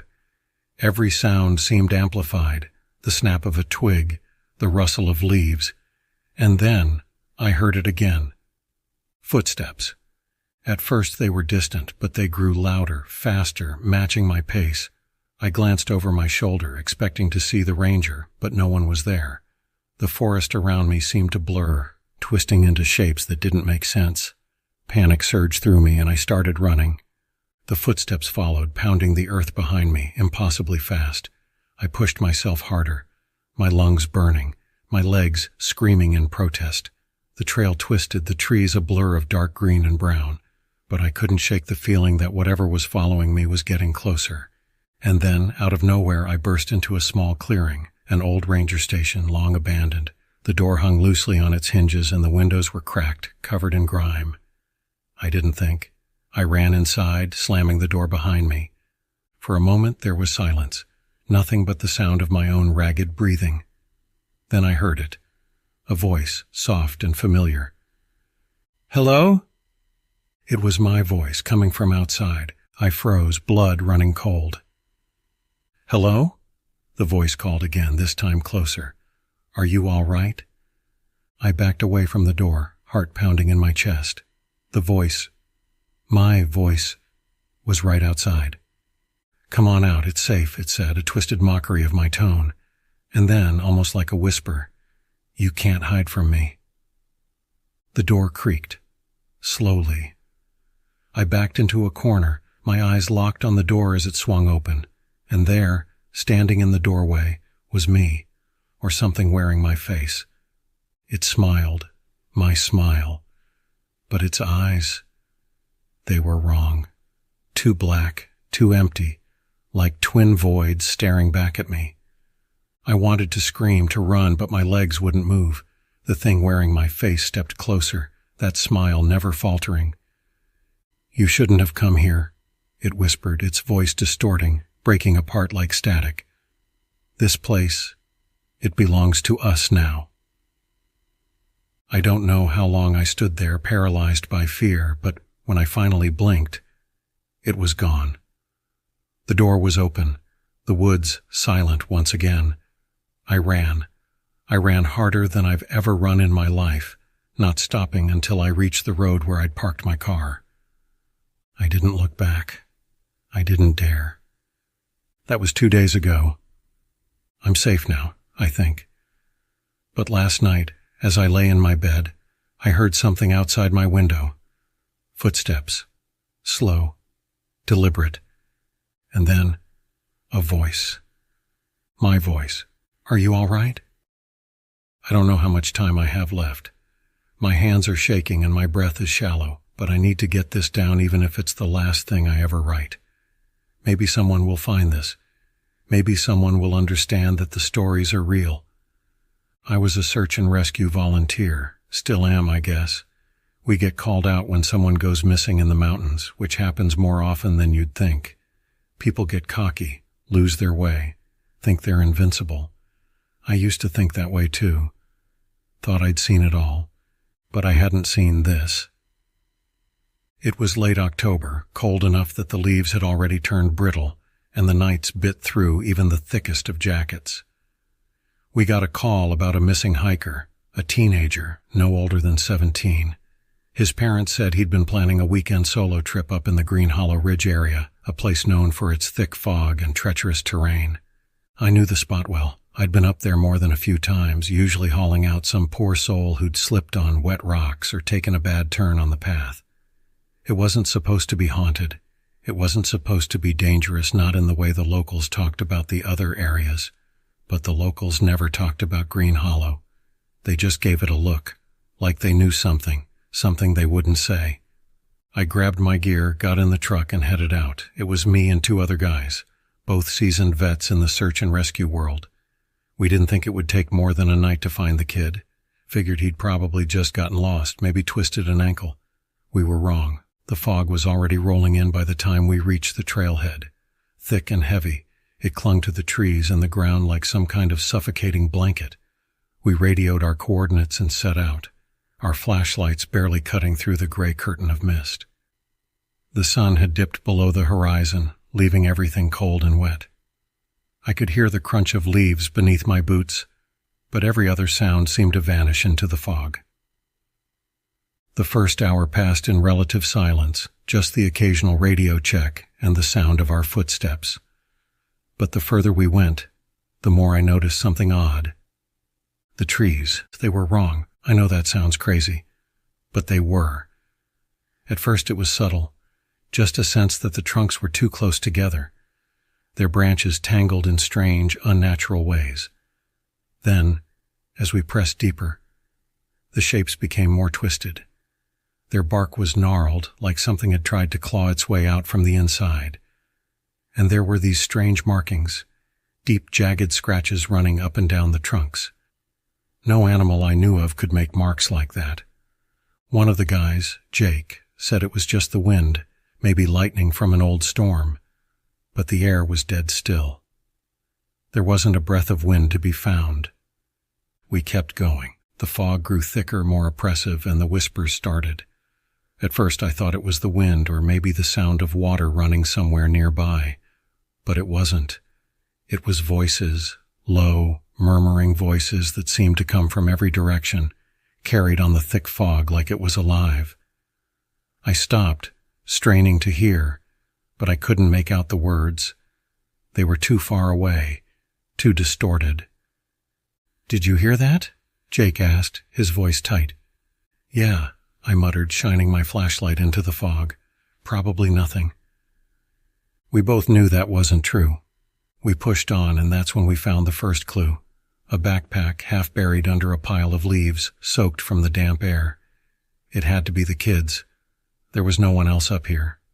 I bent down to check it, and as I brushed the dirt and leaves away, something caught my eye. Blood. Not a lot, just a smear on the fabric, but enough to make my stomach drop. We radioed it in, but the signal was weak, crackling with static. The voices in the fog grew louder, as if mocking us, urging us deeper into the woods. Jake and the other guy, Rob, they didn't want to go on. And honestly, neither did I. But the kid was still out there. Or at least we hoped he was. So we pressed forward. The deeper we went, the more wrong everything felt. The trees weren't just twisted now. They were leaning toward us, their branches arching low, like skeletal hands reaching for our faces. The fog seemed to pulse, swirling in unnatural patterns, and the voices, God, the voices, they were louder now, clearer, and they sounded familiar. Too familiar. "Help me," a voice whispered from the trees, soft and pleading. It was the kid's voice. I recognized it from the description his parents gave us. It echoed through the mist, bouncing between the trees, always just out of sight. "Help me," again, but closer now. Jake raised his flashlight, sweeping the beam through the thick fog, and that's when I saw it. Movement, a shadow slipping between the trees. But it wasn't right. It moved too fast, too fluid, like it wasn't bound by the same rules of nature. I caught a glimpse, just a glimpse, of something tall, impossibly thin, darting from one tree to the next. "What the hell was that?" Jake muttered, his voice shaky. "I don't know," I replied, my heart pounding. The whispers grew louder, overlapping now, blending into a chaotic chorus of voices. Some were high-pitched, like children. Others were deep, guttural, almost inhuman. They surrounded us, closing in. We should have run. I see that now. We should have turned back the moment we heard those whispers. But we didn't. We pressed on, following the sound of the kid's voice deeper into the twisted woods until we found the clearing. It was a small space, open but suffocating, the fog swirling around the perimeter like a living wall. And in the center of the clearing stood a figure. It looked like the kid, same clothes, same height, same build, but his face. God. His face was wrong. It was too pale, his eyes wide and dark, too dark. They were pits of blackness, staring straight at us without blinking. His mouth hung open, slack, as if frozen in a scream. "Help me," he whispered again, but his mouth didn't move. Something shifted behind him, a shape, tall and thin, hidden in the shadows of the trees. It was watching us. I could feel its eyes, cold and hungry. Rob stepped forward, hand outstretched, but I grabbed his arm. "That's not him," I whispered, my voice trembling. The figure in the clearing tilted its head, its eyes narrowing, and then it smiled. A slow, deliberate grin that stretched too wide, revealing rows of sharp, jagged teeth. "Run," I whispered to Jake and Rob. But it was too late. The thing behind the kid stepped forward, out of the shadows, impossibly tall, its limbs long and bent at odd angles. It moved with a sickening grace, its body rippling as it stepped into the clearing. Its face was blank, featureless, except for those black, hollow eyes that seemed to suck the light from the air. And then it lunged. I don't remember much after that, just the sound of screaming, my screaming, and the crack of branches as we bolted through the trees, the fog twisting around us, the whispers following, mocking us. I didn't look back. I couldn't. I just ran. We didn't find the kid. We didn't find Jake either.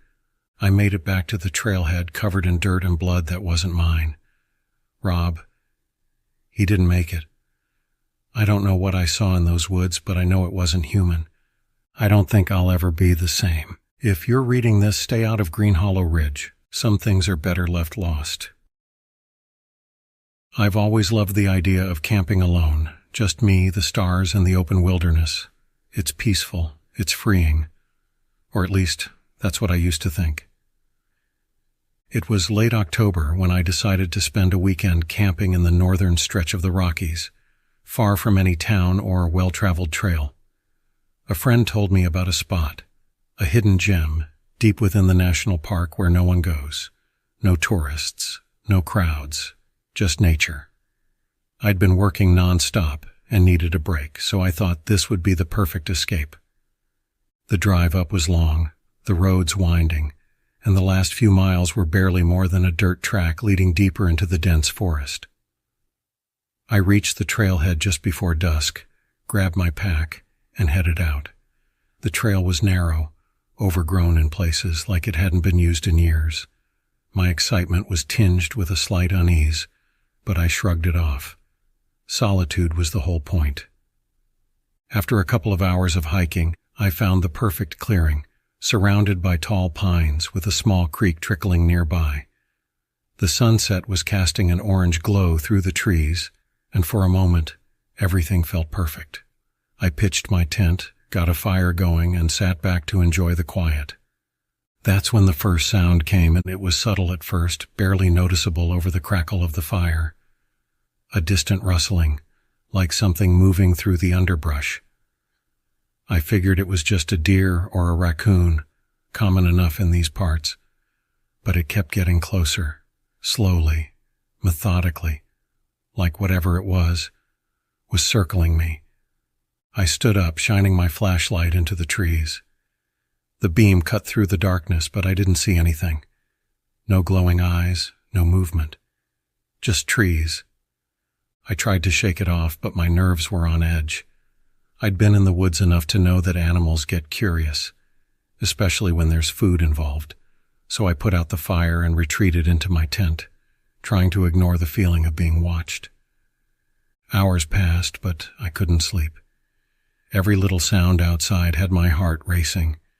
I kept telling myself it was just nature, just the forest, until I heard a voice. It was faint, distant, almost like a whisper carried on the wind. I couldn't make out the words, but it sounded human. My stomach twisted into knots. There was no way anyone else could be out here. This area was too remote, too difficult to reach. I stayed still, barely breathing, listening as the voice grew louder, closer. It wasn't a normal voice. There was something wrong with it. The tone, the pitch. It was almost mimicking the cadence of speech without actual words. Then, all at once, it stopped. The silence that followed was deafening. I waited, every muscle tensed, waiting for some kind of explanation, but there was nothing. No footsteps, no more voices, just the oppressive quiet of the woods. And then came the tapping. It was soft at first, a light, repetitive tap-tap-tap against the side of my tent. My blood turned to ice. I turned my flashlight toward the sound, praying it was just a branch or some animal brushing against the nylon. But the tapping moved. It slid from one side of the tent to the other, circling, deliberate. Whatever it was testing me. I held my breath, flashlight shaking in my hand, and slowly unzipped the tent, just a crack. I don't know what I expected to see, maybe a raccoon, maybe a trick of the wind. But what I saw was worse. There, just outside the tent, crouched in the dim glow of the flashlight, was a figure. At first it looked like a person, hunched over, as if inspecting my campsite. But something about its shape was wrong. Its limbs were too long, its joints bent at unnatural angles. The skin was pale, almost translucent, stretched too tightly over its bones. I froze. My mind raced to make sense of it, but there was no logical explanation for what I was seeing. The figure's head snapped up, and for the briefest moment, I caught a glimpse of its face. It wasn't human. Its eyes were too wide, too dark, and its mouth, Its mouth was too large, stretching unnaturally across its face in a grotesque grin. And then, in a voice that sounded like it had been ripped from a nightmare, it spoke. "Help me." The words were garbled, wrong, like they were being forced through a mouth not designed for speech. It sounded like a sick imitation of human language, as if it had been practicing. I scrambled backward, kicking at the tent, desperate to get away. The creature stood up, impossibly tall, its limbs contorting as it rose and began to move toward me. Its movements were jerky, like it was learning how to walk for the first time. I bolted. I didn't even bother with the tent or my gear. I just ran. My legs burned, my lungs screamed for air, but I didn't stop. The forest closed in around me, branches snagging at my clothes, the underbrush clawing at my legs. All the while I could hear it behind me, the soft rustle of leaves, the faint tapping sound echoing in the night. I didn't know where I was going. The trail was long gone, and I was plunging deeper into the woods. But all I could think was that I had to get away from that thing. Eventually I stumbled upon an old cabin, more of a shack really, weathered and half collapsed. But it was shelter, and right now that's all I cared about. I flung the door open and slammed it shut behind me, collapsing onto the floor, gasping for breath. For a moment there was silence. I pressed my ear to the door, listening. Had I lost it? Then from somewhere in the trees I heard it again. That voice. That horrible, twisted voice. "Help me." It was closer now. I could hear the rustling of leaves, the snapping of twigs. My heart pounded in my chest, and I pressed my back against the door, holding it shut, as if that would keep whatever was out there from getting in. And then the tapping started again, soft, deliberate, right outside the cabin door. I squeezed my eyes shut, praying it would go away, praying I was just imagining this whole thing. But then, from the other side of the door, I heard it whisper, in that same horrible, mimicked voice. "I know you're in there." I don't remember much after that. I must have passed out from sheer terror, because the next thing I knew, it was daylight. The tapping was gone. The forest was quiet again. I stumbled out of the cabin, shaking, barely able to process what had happened. My campsite was destroyed. My tent shredded. My gear scattered across the clearing. I didn't stick around to investigate. I grabbed what I could and made my way back to the car, refusing to look back. When I finally reached the ranger station, I was a mess. Covered in scratches, out of breath, barely able to string together a coherent sentence. The ranger on duty looked at me with concern, but when I started to describe what had happened, his expression changed. His face went pale. "You're not the first," he said quietly, almost as if he didn't want anyone else to hear. "We've had reports, stories about that part of the forest. People hear voices. They see things." "Why didn't you warn me?" I demanded, my voice shaking. He looked at me, his eyes dark with something I couldn't quite place. Fear, maybe? Regret? "We try," he said. "But it doesn't matter. Once it finds you, it never stops." I left that day and never looked back. But sometimes, late at night, I still hear the tapping. And the voice asking for help.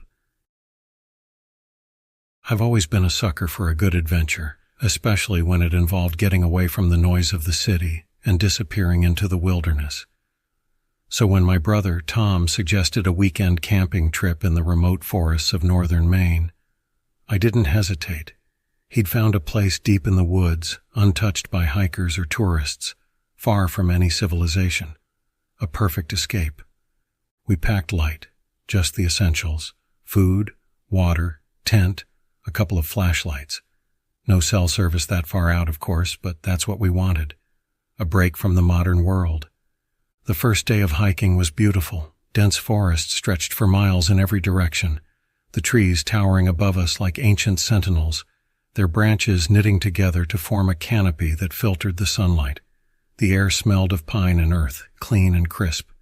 We walked for hours, finally reaching a small clearing by a pristine lake just as the sun began to set. It was the kind of place you only see in postcards. We set up camp, built a fire, and spent the evening trading stories and laughing. The forest was alive with the usual sounds: leaves rustling, crickets chirping, the occasional owl hooting in the distance. Nothing out of the ordinary. As night fell, the temperature dropped, but the fire kept us warm. Everything felt peaceful, perfect. But that night, things started to get strange. It was sometime after midnight when I woke up. The fire had burned down to embers and the forest had gone completely silent. It wasn't just quiet, it was dead. No wind, no crickets, no rustling leaves. Just an oppressive, unnatural stillness. I sat up, blinking in the darkness, listening. Then I heard it. A soft, barely audible whisper carried on what little breeze there was. At first I thought it was Tom talking in his sleep, but when I listened more closely, the voice wasn't coming from his tent. It was coming from the trees, from the forest itself. "I hear you." The whisper was faint, like it was being carried from far away, but it was there. I froze, my heart beginning to pound. I told myself it had to be the wind, or maybe my mind playing tricks on me after a long day of hiking. But then it came again, clearer this time. "I see you." I grabbed my flashlight, flicking it on and shining the beam toward the tree line. Nothing, just trees and shadows. I stood up, scanning the area around our camp. Everything looked normal. But that voice, it didn't sound like it belonged out here. It didn't sound like it belonged anywhere. I walked over to Tom's tent, my hand shaking slightly, and unzipped it just enough to see him curled up, fast asleep. It definitely wasn't him. "I know you." The voice was closer now, like it was moving through the trees, weaving its way toward me. My breath caught in my throat, and I turned the flashlight off, hoping the darkness would somehow hide me. I crouched down by the embers of the fire, straining to hear, to make sense of the whispers. For a moment there was silence again, but then the wind picked up just a little, and with it came more voices. Not just one now, several. All whispering, all calling. It was as if the forest had come alive with the sound, like the wind itself had learned to speak. "I see you. I hear you. We're waiting." My skin crawled. The whispers seemed to be everywhere, surrounding me, but every time I looked, there was nothing. I started to panic, my heart racing. I wanted to wake Tom to tell him we needed to leave, but some primal instinct kept me rooted to the spot. It felt like if I moved, if I made a sound, whatever was out there, whatever was whispering, would know. Finally, after what felt like an eternity, the voices faded, carried away on the wind as suddenly as they had come. The silence returned, thick and heavy, but this time it felt like a relief. I crawled back into my tent, forcing myself to breathe slowly, to calm down. I convinced myself it had just been the wind playing tricks on me. It had to be. The forest was full of strange noises at night, right? I lay there staring up at the roof of the tent, waiting for sleep to take me again. The next morning, Tom woke up cheerful, completely unaware of what had happened. I didn't mention the whispers. I didn't want to sound like I was losing it. Instead, we packed up and decided to explore the area around the lake. It was a beautiful day, sunlight filtering through the trees, the air crisp and clear. But I couldn't shake the feeling that something was wrong. I kept catching glimpses of movement out of the corner of my eye, shadows darting between the trees. But every time I turned to look, there was nothing there. By late afternoon, we found ourselves at the edge of an old trail, overgrown and barely visible. Tom wanted to follow it, see where it led, but I wasn't so sure. The uneasy feeling I'd had all day was growing stronger, like a knot tightening in my stomach. "Come on," Tom said, grinning. "Let's see where it goes. Could be something cool." Against my better judgment, I followed him. The trail wound deeper into the forest, the trees growing denser, the air cooler. The further we went, the more I felt like we were being watched. The whispers from the night before echoed in the back of my mind, and I kept glancing over my shoulder. half expecting to see something lurking in the shadows. After about an hour, we came across a clearing. At the center stood the remains of an old, weathered cabin, its walls collapsed and overgrown with vines. It looked like it had been abandoned for decades, maybe longer. "Wow," Tom said, stepping closer. "This is amazing. How did this even get out here?"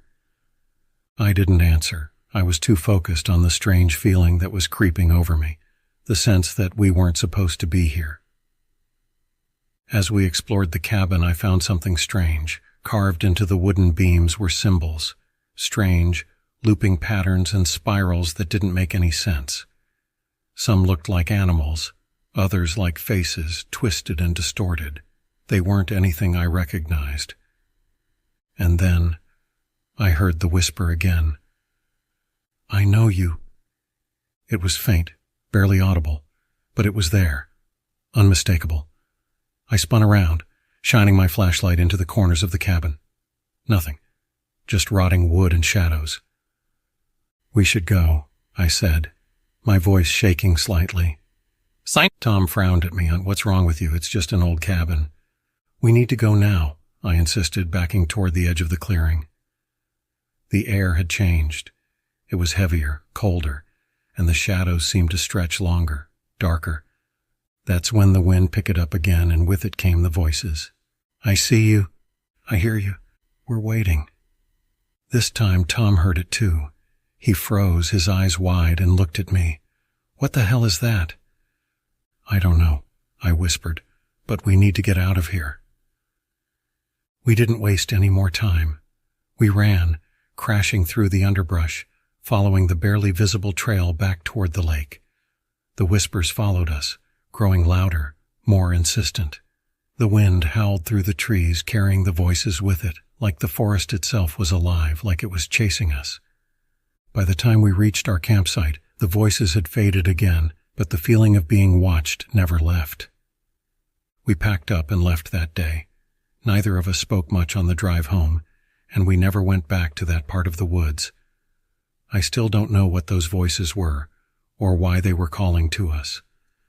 But every now and then, when I'm alone in the quiet of the night, I swear I can hear them again, whispering, waiting. Camping trips are supposed to be fun, a way to disconnect from the world and reconnect with nature. I thought that's what this trip would be, a few days in the remote wilderness with my friends. But there are places in this world you're not supposed to go, places that belong to something else. I didn't know that when we decided to camp deep in Blackwater Forest. I didn't know what waited for us in the shadows between the trees. There were 4 of us, me, my best friend Tyler, and our 2 friends Liz and Nate. We'd been planning this trip for months, determined to find a place far off the beaten path where we could really be alone. Blackwater was perfect. No phone service, no roads for miles, just towering pines and an endless sea of green. The first day was amazing. We hiked deep into the woods, laughing, joking, the weight of the real world melting away. We found a small clearing, surrounded by trees so thick you couldn't see the sky. It felt hidden, secret. We set up camp, started a fire, and let the day fade into night as the stars began to peek through the canopy above. But as the sun dipped lower, things started to feel wrong.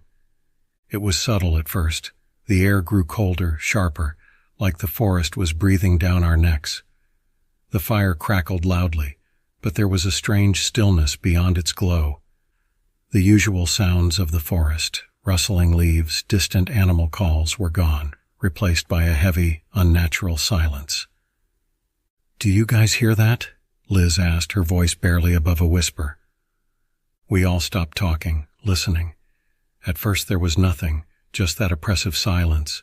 Then faintly, we heard it, whispering. It was so soft it was hard to tell where it was coming from, but it was there. Low, unintelligible voices carried on the wind. Tyler laughed it off, saying it was just the breeze in the trees, but there was something about it that made my skin crawl. The whispers were too deliberate, too constant. That night, none of us slept well. Every time I closed my eyes, I thought I could hear those voices just beyond the edge of the clearing, whispering, murmuring things I couldn't understand. The next day we hiked farther into the forest, trying to shake off the weird vibes from the night before. But the deeper we went, the stranger things got. The trees seemed closer together, their branches knotted in unnatural patterns. Shadows moved in the corner of my vision, but when I turned to look, there was nothing there. Just trees, just the forest. But I could feel it. Something was watching us. We found a stream around noon and stopped to rest. Nate was kneeling at the edge, filling his water bottle, when he suddenly stood up, staring across the water. "Did you see that?" he asked, his voice tight. "See what?" Tyler replied, glancing around. "There, across the stream. Someone was standing there watching us." I looked, but there was no one, just the dense forest on the other side. Dark, impenetrable. "You probably just saw a deer or something," I said, trying to convince myself more than him. But Nate wasn't convinced. He was pale, his eyes scanning the trees. No, it wasn't a deer. It was a person. That night back at camp, the feeling of being watched grew worse. The whispers returned, louder this time, almost circling the camp. We sat around the fire, trying to ignore them, but the tension was thick. Liz kept glancing over her shoulder, and Nate hadn't spoken since the stream. Sometime after midnight, Tyler stood up, agitated. "All right, this is stupid," he said. "It's just the wind. You guys are freaking yourselves out." He grabbed a flashlight and started walking toward the trees. "I'm going to prove there's nothing out there." "Tyler, wait!" I called after him, but he waved me off. He walked into the darkness, the beam of his flashlight cutting through the trees. For a moment we saw him moving between the trunks, the light bouncing. And then he was gone. The light clicked off, and the forest swallowed him. We waited 5 minutes, 10, 15. "Tyler," I shouted, but there was no answer, just the whispers, the same incessant whispers. Nate and I grabbed our flashlights, fear gnawing at my gut, and went after him. The trees felt closer than before, like they were pressing in on us, their branches reaching for our skin. We called Tyler's name, but there was no sign of him, nothing but the endless forest and the whispers growing louder. After what felt like hours, we found him. He was standing in a small clearing, his back to us, staring up at something. The beam from my flashlight caught him just as he turned. My stomach dropped. His face. It was blank, emotionless, his eyes wide and unblinking. "Tyler?" I said, my voice shaky. He didn't respond. He just stared, his mouth opening slightly like he was about to say something. But what came out wasn't his voice. It was a low guttural sound, a deep rasping growl, like something trying to speak through him. His head jerked unnaturally, twisting toward the trees behind us, and that's when I saw it. A figure, tall, pale, standing between the trees. Its skin was stretched too tightly over its bones, its limbs impossibly long. Its eyes, black, hollow. It stared at us with a hunger that made my blood turn cold. Without thinking, I grabbed Tyler's arm and pulled him, dragging him back toward camp. Nate was right behind us, his flashlight bouncing wildly. The whispers were deafening now, coming from all directions, like the trees themselves were speaking. We ran. Back at camp, Liz was waiting, her face pale, her eyes wide with fear. "What happened? What's out there?" she asked, but I didn't have time to explain. "We need to leave, now." We packed up what little we could and started hiking out, the feeling of being watched pressing down on us with every step. The whispers followed us, growing quieter as we put distance between us and the clearing, but they never stopped. It wasn't until we were back in the car, speeding down the access road, that Tyler finally spoke. His voice was hoarse, barely above a whisper. "I saw it," he said, staring out the window. "I saw it in the trees. It wasn't human." None of us said anything after that. What could we say? We had seen something in those woods, something that didn't belong in this world, something that wanted us to stay. I still hear the whispers sometimes, late at night, when the wind is just right. And sometimes when I close my eyes, I see the figure standing between the trees, waiting. It's out there somewhere, and it's watching, waiting for someone to wander too far into the whispering pines. I didn't believe the stories at first. They were always passed around like folklore, a way to scare the tourists or keep teenagers from sneaking into the woods at night. The pale ones, they called them. Rangers whispered about them when they thought no one was listening, the ones that had been working in the forest long enough to see strange things. Still, I brushed it off. I was skeptical, always had been. Cryptids, ghosts, skinwalkers, just stuff to tell around a campfire. That changed last summer. My girlfriend Katie and I had decided to take a weekend trip to one of the more secluded campgrounds in the area. We both loved the outdoors, and the idea of being far from any other campers appealed to us. The place was a good hour's hike from where we parked the car, deep in the heart of the forest, away from the crowds and noise of the main sights. It was perfect, or at least it seemed that way. We arrived late afternoon, the sun already low in the sky, casting long shadows across the ground. The trees out here were ancient, towering over us like silent giants. The air was thick, cooler than it had been when we first arrived. I set up the tent while Katie gathered firewood, the quietness of the woods settling around us. The only sound was the distant rustle of leaves and the occasional crack of a branch breaking underfoot. As dusk fell, the woods seemed to come alive in a way I hadn't expected. The silence became oppressive, like the forest was holding its breath. The fire crackled weakly, barely enough to push back the encroaching darkness. Every now and then, I thought I saw movement just beyond the reach of the firelight.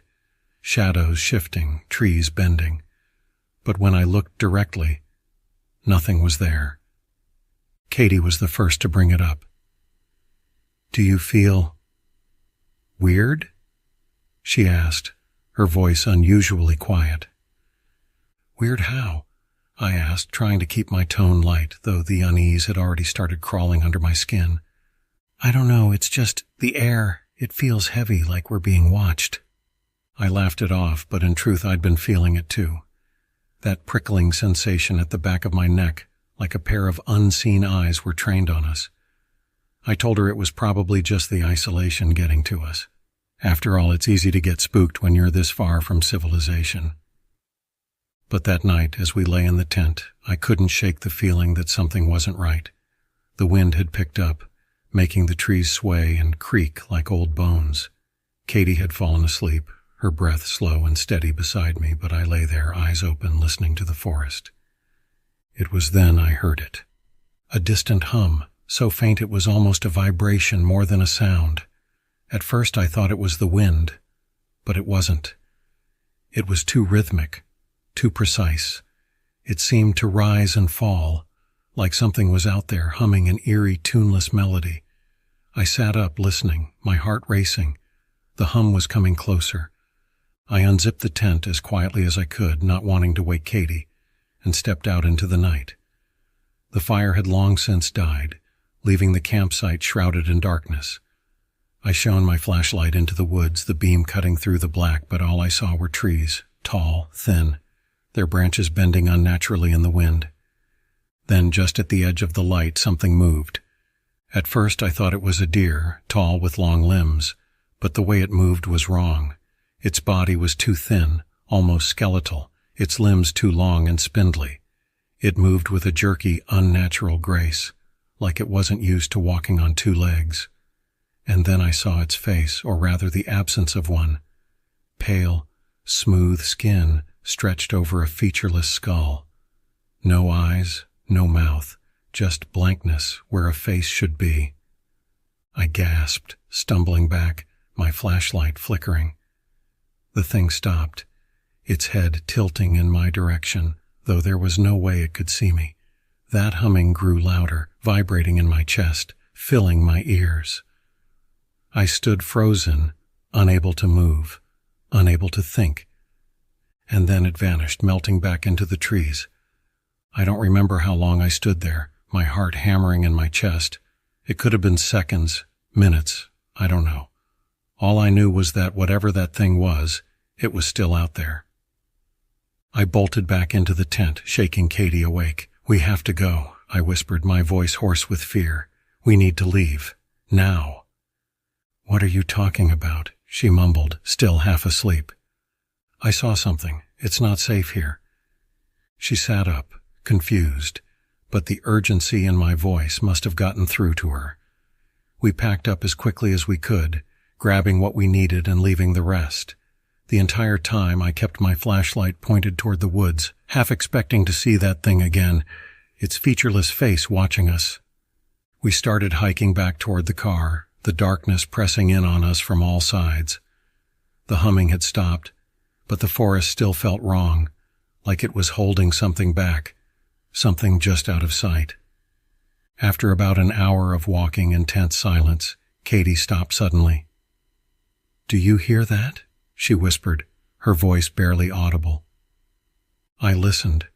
At first I heard nothing, but then a faint sound like something, was imitating our footsteps. Every time we took a step, there was an echo just behind us. A step, a pause, a step. My blood ran cold. We quickened our pace, but so did the sound, matching our speed exactly. I didn't dare look back.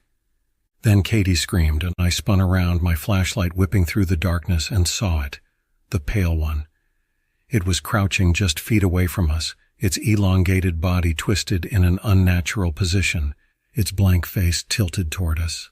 The humming began again, louder, almost deafening. Without thinking, I grabbed Katie's hand and we ran, sprinting through the underbrush, branches slashing at our faces and arms. The humming grew louder, more frantic, as if it was inside my head now, pulsing with every heartbeat. We didn't stop running until we reached the car. I fumbled with the keys, my hands shaking so badly it took me 3 tries to unlock the door. We threw ourselves inside, slamming the doors shut, and I floored the gas, not daring to look back. We didn't stop driving until we were miles away from the forest, the humming still ringing in my ears. We never reported it. Who would believe us? The stories about the pale ones are just that. Stories. But I know what I saw. I know what followed us out of those woods. And sometimes late at night when the wind howls through the trees, I swear I can still hear the hum. I never used to believe the old stories about the woods near Pine Hollow. The locals in the nearby town loved to tell them, legends passed down from one generation to the next. They'd warn anyone who would listen. Don't go too deep into those woods after dark, or the forest has eyes and they don't like to be watched. It sounded like classic small-town folklore, meant to scare off tourists or keep kids from wandering too far. As someone who had grown up camping and hiking, I'd heard my fair share of spooky stories, and none of them had ever stopped me before. So when I found out about a remote spot deep in Pine Hollow that was perfect for camping, I didn't hesitate. I planned the trip carefully. I was going solo, just the way I liked it. One night, deep in the woods, far from anyone else. The area I was heading to was known for its dense pines and rocky hills, and there was a small lake that I'd camp beside. Peaceful, quiet, exactly what I needed after months of stress from work. The hike in was beautiful. Tall trees loomed overhead, the smell of pine needles and earth filling the air. I'd never been in a forest so thick. The trees seemed to go on forever, and the trail quickly disappeared behind me. It was like stepping into another world, one untouched by time. After a few hours of hiking, I found the perfect spot. A flat area near the lake with a view of the water. The reflection of the trees on the surface was calm, undisturbed. I set up my tent, built a fire, and spent the rest of the afternoon fishing and enjoying the silence. Not a soul in sight. Just me, the trees, and the water. As dusk settled in, I felt a creeping chill in the air. The temperature dropped faster than I expected, so I threw more wood on the fire and settled in with a book. But as the night grew darker, I started noticing something strange.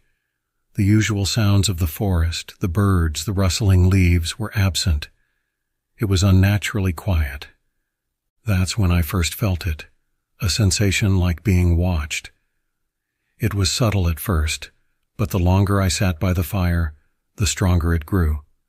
I found myself glancing around, peering into the shadows beyond the firelight.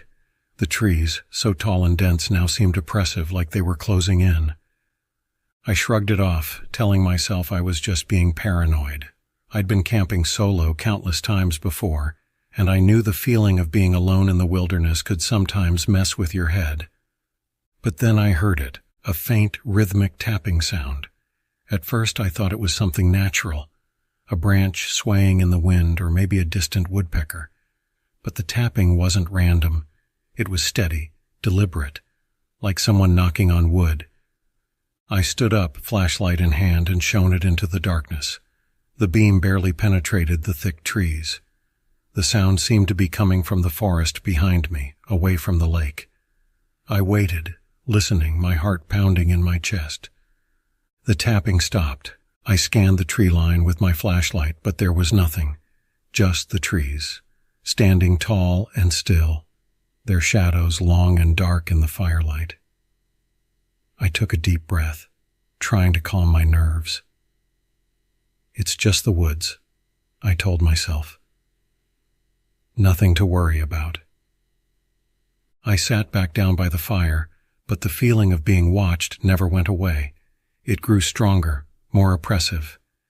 Every time I turned to look at the trees, I expected to see something or someone standing there watching me from the darkness.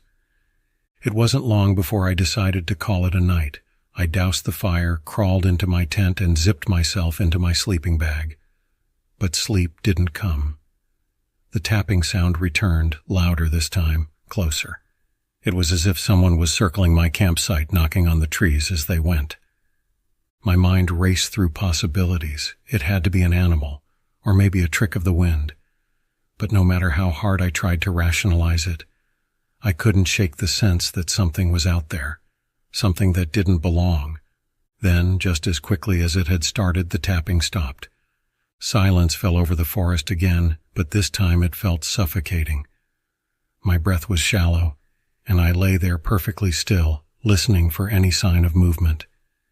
That's when I heard the breathing, soft, ragged breaths, just outside the tent. I froze. The sound was unmistakable. Something was standing right outside, just feet from where I lay. I could hear it shifting, the faint crunch of leaves underfoot, the slow, deliberate inhalation and exhalation. I grabbed my flashlight, my hand shaking as I clicked it on and pointed it toward the tent flap. I wasn't sure what I expected to see, but when the beam of light cut through the darkness, there was nothing, just the empty clearing and the stillness of the night. But the breathing didn't stop. It grew louder, more strained, like it was coming from everywhere at once. I turned the flashlight in every direction, but there was no one there. My mind raced, trying to make sense of it, but nothing about the situation made any sense. I could feel my pulse pounding in my ears, the air in the tent suddenly feeling too thin. And then, from the darkness, came a voice, a low, rasping whisper. "Leave." My blood ran cold. The voice sounded like it came from right behind me, just beyond the thin fabric of the tent. I spun around, flashlight trembling in my hand, but again, nothing. "Leave," the voice repeated, closer this time. I didn't need to be told again. I scrambled out of my sleeping bag, grabbed my gear, and burst out of the tent, heart racing. The night was eerily still, the forest around me dark and quiet. I didn't stop to pack anything else. I just grabbed my pack and bolted. As I ran, the voice followed me, always just behind me, whispering, urging me to go faster. "Leave." I tore through the forest, the trees blurring in my peripheral vision. Branches scratched at my arms and face, but I didn't care. All I could think about was putting as much distance between myself and that campsite as possible. I didn't stop until I reached the main trail, gasping for breath, my legs burning from the effort. When I finally looked back, there was nothing behind me. No shadows, no voices, no figures lurking in the trees, just the quiet, empty forest. I made it back to my car just as dawn was breaking. Exhausted and shaken, I threw my gear in the back seat and drove away without looking back.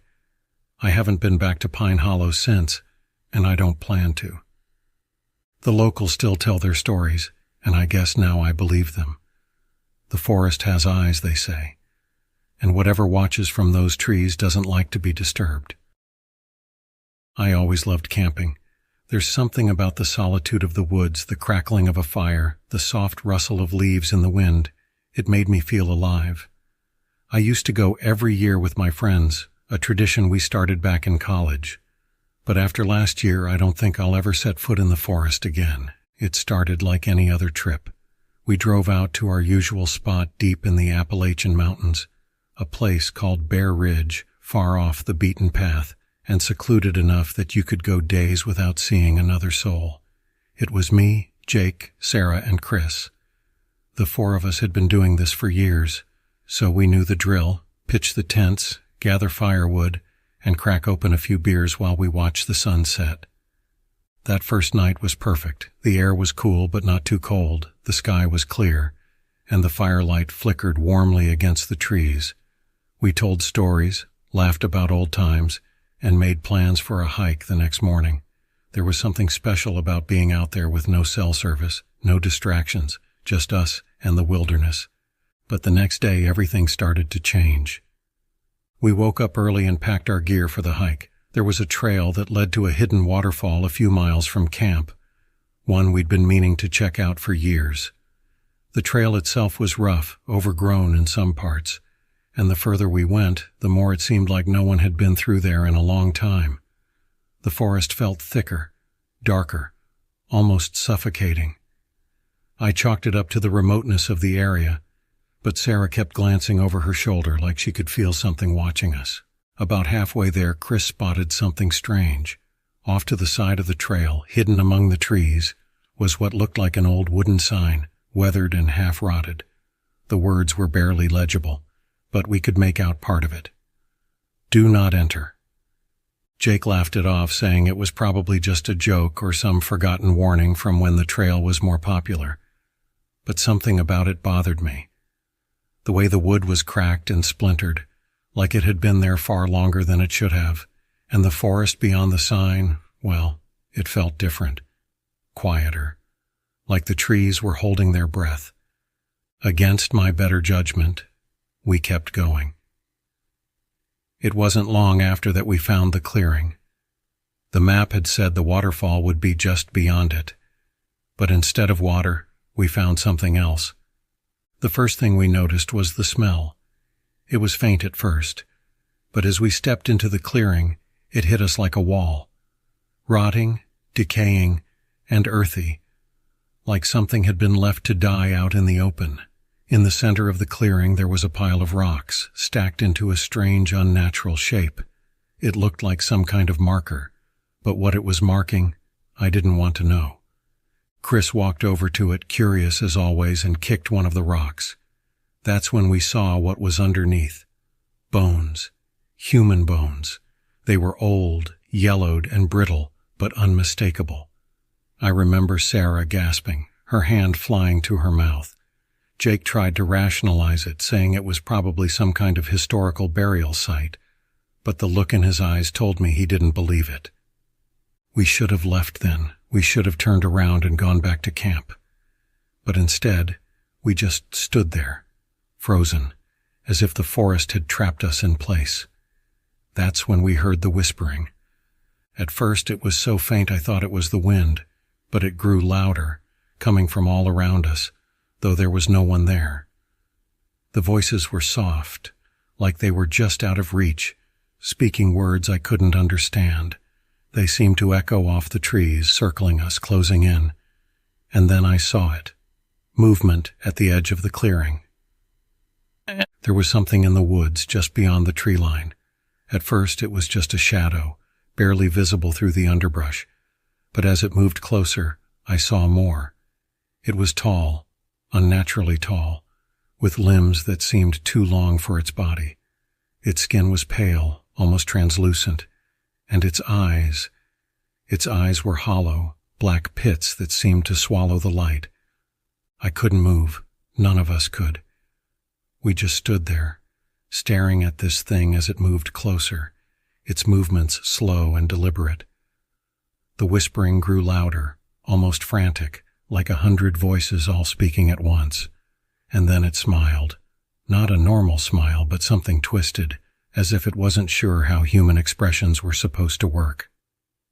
That's when Jake screamed. He turned and bolted back the way we came, and that seemed to snap the rest of us out of our trance. We ran after him, crashing through the trees, not caring about the trail or where we were going. We just needed to get away from that thing. I could hear it behind us, its footsteps soft but unnaturally fast, like it was gliding through the forest. The whispers followed us, rising in pitch, almost like laughter. When we finally burst out of the woods and into our campsite, Jake was nowhere to be found.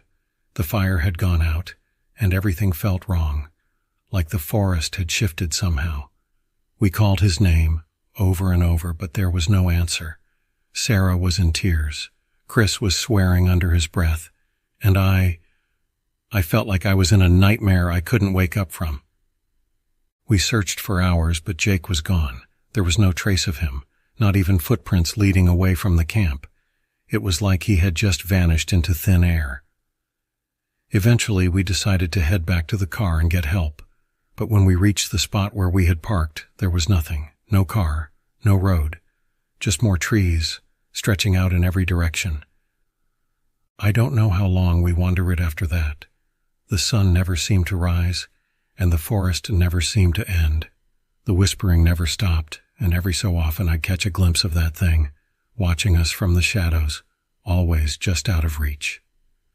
And we were trapped, lost in a forest that shouldn't exist, being hunted by something that wasn't human.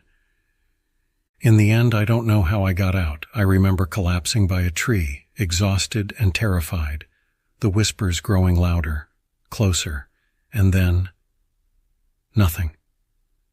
I woke up in the ranger station, miles from where we'd been, with no memory of how I'd gotten there. The rangers told me I'd been missing for 3 days. They never found Jake. Sarah and Chris don't talk about it anymore. I've tried to forget, to convince myself that it was all some kind of shared hallucination, but sometimes late at night I still hear the whispering, and I know, deep down, that it's waiting for me to come back. But I never will. I've spent years working as a park ranger, stationed in one of the most remote forests in the country. People love to think the woods are peaceful, a place to escape, and for a while I thought the same. That was until last summer, when I learned how wrong I was. It was early July, and the nights had grown long and sticky, with the humidity clinging to your skin like a film. I'd taken to patrolling the deeper trails by myself. The usual routine: make sure campers weren't doing anything stupid, listen to the chorus of the woods, check for wildlife. But out here, miles from any major trail, things felt different. The woods felt wrong, like they were watching me more than I was watching them. It started with the sounds. They were subtle at first, branches snapping in the distance, far beyond where any animal should be moving. I wrote it off as deer or coyotes. But there was something strange about it. The snapping didn't follow the erratic, scattered rhythm of animals. It was slow, deliberate, like something stepping carefully just out of sight. Then came the whispers. I first heard them 2 weeks in. It was just after midnight. The moon was barely a sliver in the sky, and the only sound should have been the wind in the trees. But I heard them, faint, like they were carried on a breeze that didn't exist. Voices muttering in a language I couldn't understand, yet somehow felt like I should know. I stopped dead in my tracks, shining my flashlight through the dense undergrowth. Nothing. Only the tall, swaying trees and the impenetrable darkness beyond them. I didn't mention it to anyone. I'd been out here long enough to know how isolation messes with your head, and I figured the loneliness was getting to me. But the more I tried to rationalize it, the worse it got.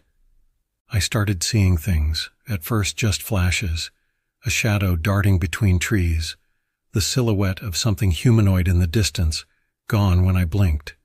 But one night, just before dawn, I saw it clearly.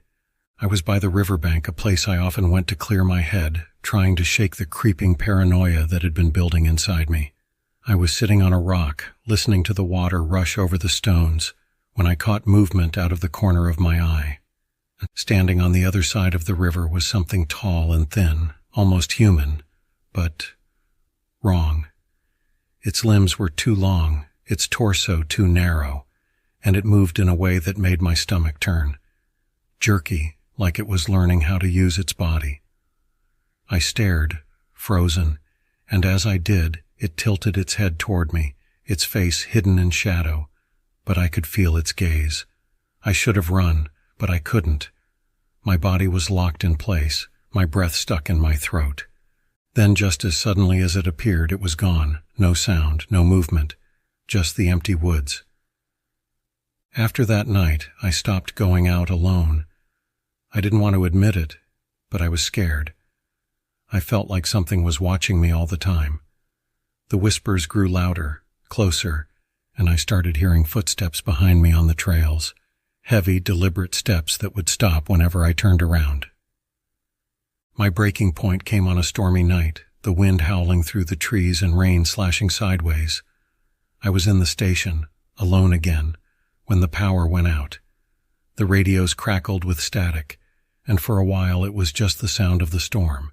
Then the whispers came back, but this time they were right outside the door. My heart pounded as I grabbed my flashlight and shone it through the window. There was nothing but the dark shapes of trees thrashing in the wind. But I knew it was out there. I could feel it. I heard footsteps, slow, dragging steps, circling the cabin. My skin crawled as I realized whatever was out there wasn't trying to hide anymore.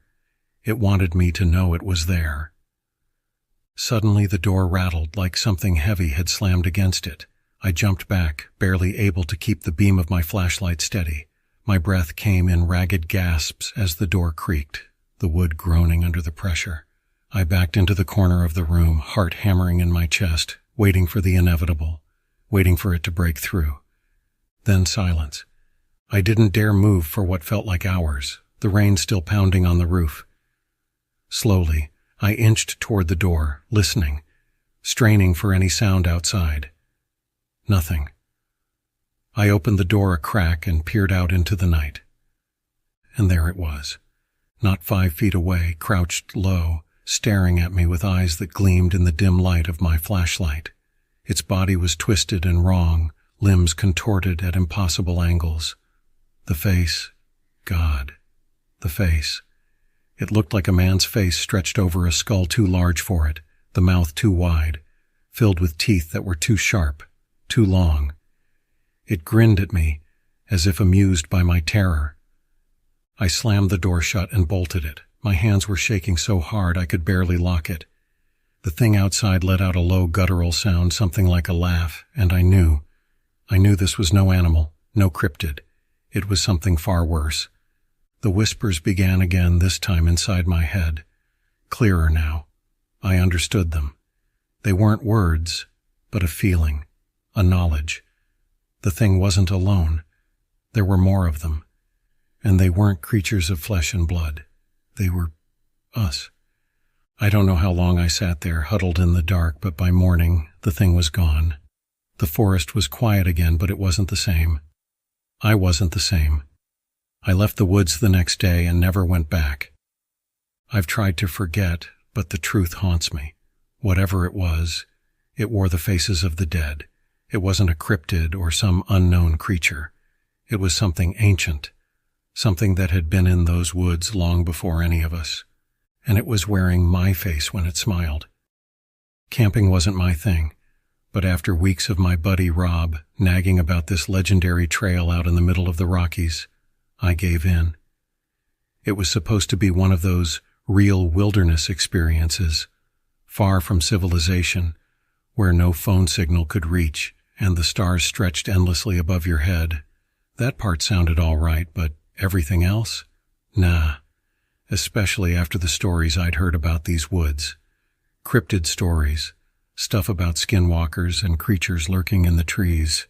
Of course, I told myself they were just stories. The drive-in was long, too long.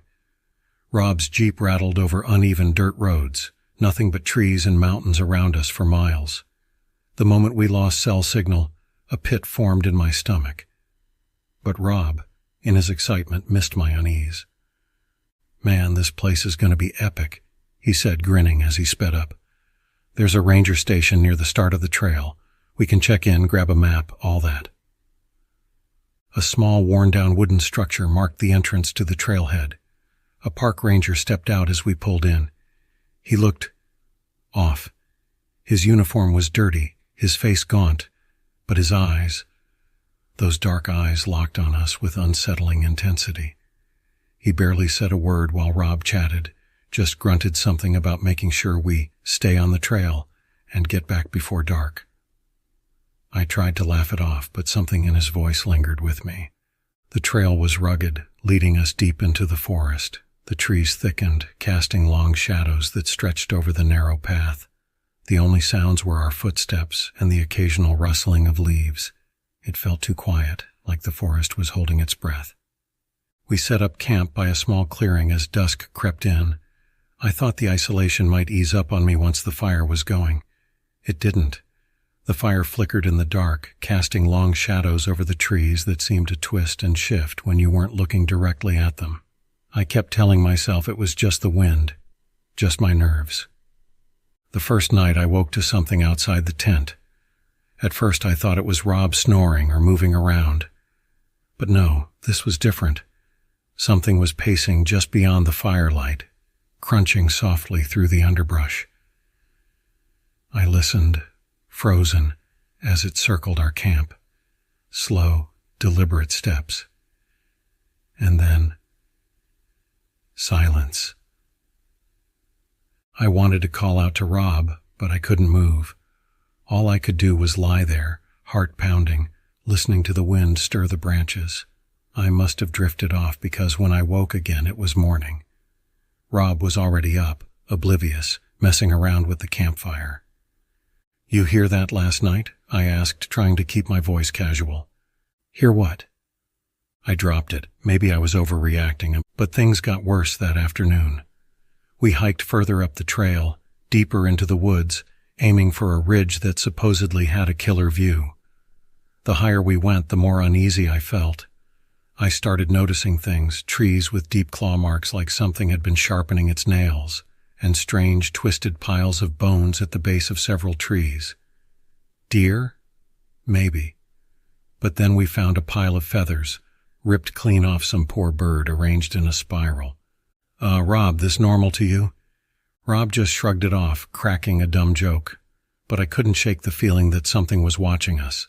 From the corner of my eye I kept catching glimpses of movement, shadows that shouldn't have been there darting between the trees. Every now and then I'd hear strange, distorted animal sounds, like a coyote, but wrong. It was stretched out, elongated, like it had been played backward. We reached the ridge just before dusk. The view wasn't worth it. A thick fog had rolled in, choking the landscape. No stars, no moon, just darkness. It made everything feel claustrophobic. I wanted to head back to camp, but Rob insisted we stay and watch the sunset, what little there was of it. That's when we saw them, silhouettes moving through the fog. At first I thought it was just hikers, but there was something wrong with the way they moved. Jerky, unnatural, their limbs contorting at odd angles. They were too tall, too thin. They didn't walk. They seemed to glide. "Rob, we need to go. Now." He laughed it off, but when the figures stopped all at once and turned toward us, I saw his smile fade. The silence was deafening. We didn't even speak as we grabbed our gear and bolted back down the trail. I swear I could hear footsteps behind us echoing ours, close, too close. We barely made it back to camp before dark. My lungs burned and Rob kept glancing over his shoulder, eyes wide. The fire was out. No smoke, no embers, just cold ash, like it had been dead for hours. We sat there in the dark, too freaked out to talk. Rob kept looking at the woods, and I swore I could see shapes moving between the trees again, just out of sight. Then the voice came. It was Rob's voice, but it wasn't coming from him. It was coming from the trees. "Hey, over here!"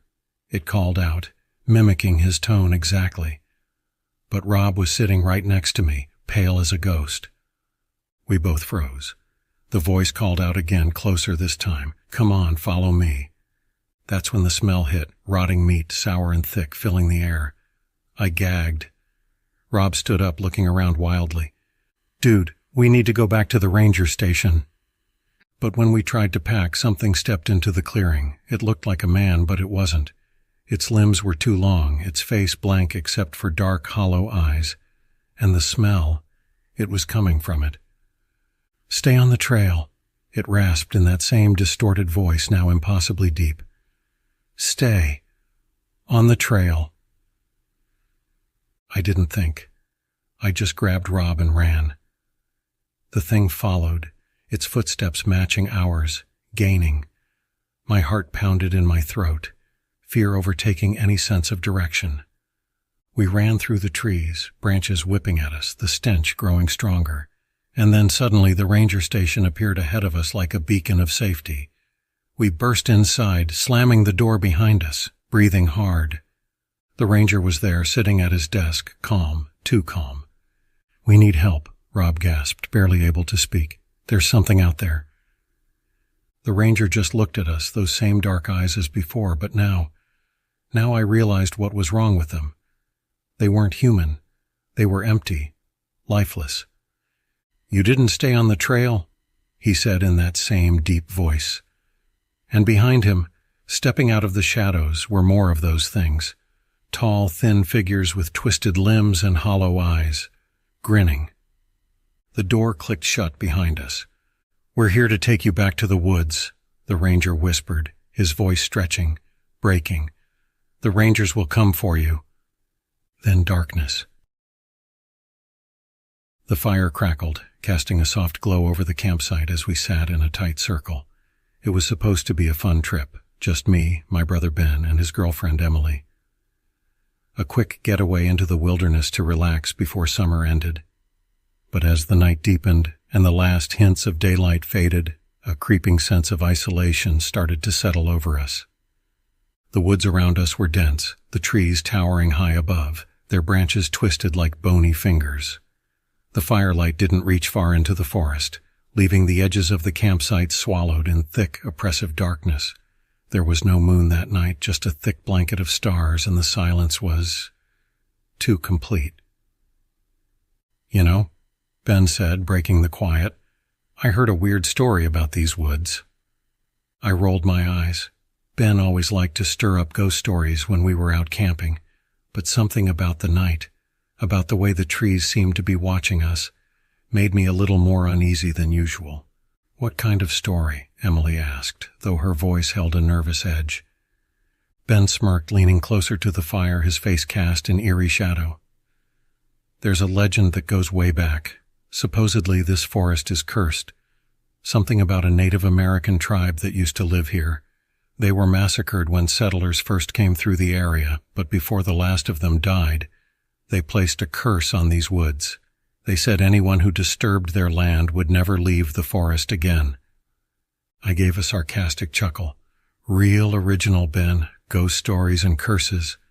What next? Bigfoot?" But Ben wasn't laughing. His eyes were fixed on the fire, his face serious now. "It's not just a story. A lot of people have gone missing in these woods. They say the forest gets inside your head, messes with your mind, and if you wander too far off the trail, you'll never find your way back." Emily shivered and glanced nervously into the dark woods surrounding us. "That's creepy."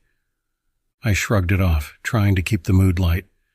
"Come on, we've been out here all day and haven't seen anything weirder than a squirrel." But as the words left my mouth, I realized how quiet it had become. No rustling leaves, no chirping crickets, just the soft crackle of the fire. And that uneasy feeling in my stomach deepened. "Look," Ben said, breaking the silence. "It's probably nothing, but we should be careful. Just stay close to camp, all right?" I nodded, but I couldn't shake the feeling that Ben wasn't telling us everything. He had a way of playing things off like a joke, but I could tell something had rattled him earlier. I wondered if he'd seen something when we hiked in. The fire began to die down, so I stood to grab more firewood from the pile we'd gathered earlier. I took a few steps toward the edge of the camp, keeping an eye on the thin line between light and dark. But as I bent down to pick up a log, something flickered in my peripheral vision. At first I thought it was just my eyes playing tricks on me, the way light dances off shadows in the forest. But then I saw it again. A flash of movement between the trees. Something pale. Too quick. Too quiet. "Did you guys see that?" I asked, turning back to Ben and Emily. They both stared at me, confused. "See what?" Ben asked, standing up. There was something in the trees." I pointed into the darkness where I thought I saw the movement, but it was gone now. My heart thudded in my chest. I forced a laugh, trying to convince myself it was just my imagination, probably a deer or something. Emily stood too, her eyes scanning the tree line. "I don't like this," she whispered. Ben shrugged, but there was an edge to his voice now. "We're in the woods. Animals are everywhere. It's fine." I nodded, but as we stood there staring into the blackness beyond the fire, that creeping unease settled in again. The forest felt alive, but not in the way it should. It felt like it was waiting, watching. Suddenly there was a loud snap from deep in the trees, a branch breaking. I jumped, dropping the log I was holding. Ben grabbed the flashlight and pointed it into the woods, his hands trembling. "What the hell was that?" Emily whispered. Ben didn't answer. He just kept the light trained on the trees, scanning back and forth. The beam bounced off the trunks, casting long, eerie shadows. And then, just at the edge of the light, something moved. I saw it clearly this time. A figure, pale and gaunt, barely human-shaped. It moved unnaturally, its limbs too long, its body hunched, almost crawling on all fours. For a split second it stopped, turning its head toward us, and I saw its eyes, hollow, black, like twin voids in the night. "Run," Ben whispered, his voice tight with fear. "We have to go, now." We didn't need to be told twice. Grabbing only what we could carry, we bolted, leaving the fire, the tents, everything behind. I didn't dare look back, but I could hear something moving in the woods, keeping pace with us. Its breath. A horrible wheezing sound grew louder as we ran. Branches whipped at my face and my heart pounded in my ears. I could barely see, the flashlight bobbing wildly in Ben's hand. I wanted to scream, but terror had locked my throat. Emily was sobbing behind me, her footsteps stumbling as she tried to keep up. Then, just when I thought we were far enough, Ben tripped. The flashlight flew out of his hand, spinning across the ground, and for a brief moment we were plunged into darkness. In that instant, I heard it. A voice, soft and whispery, coming from the woods. "Come back," it said. "Stay with us." I froze, my blood turning to ice. It wasn't just any voice. It was my voice, but distorted, warped, like a broken record. "Come back." Ben scrambled to his feet, grabbing the flashlight again, and we took off running. But no matter how fast we went, the voice followed, growing louder, echoing between the trees. "Come back." And then we burst into the clearing where we had parked the car. I fumbled with the keys, my hands shaking so badly I could barely get the door unlocked. As we piled in, I glanced back at the tree line. For a moment everything was still, silent. Then, from the shadows, the figure stepped out. Taller now, its pale, twisted form fully visible in the moonlight. It smiled, its lips stretching impossibly wide, revealing jagged, rotting teeth.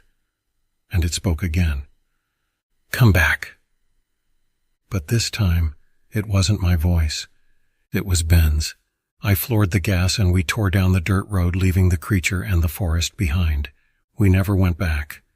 And the next day, when we told the ranger what we'd seen, he gave us a strange look. He just shook his head and said, "You're not the first."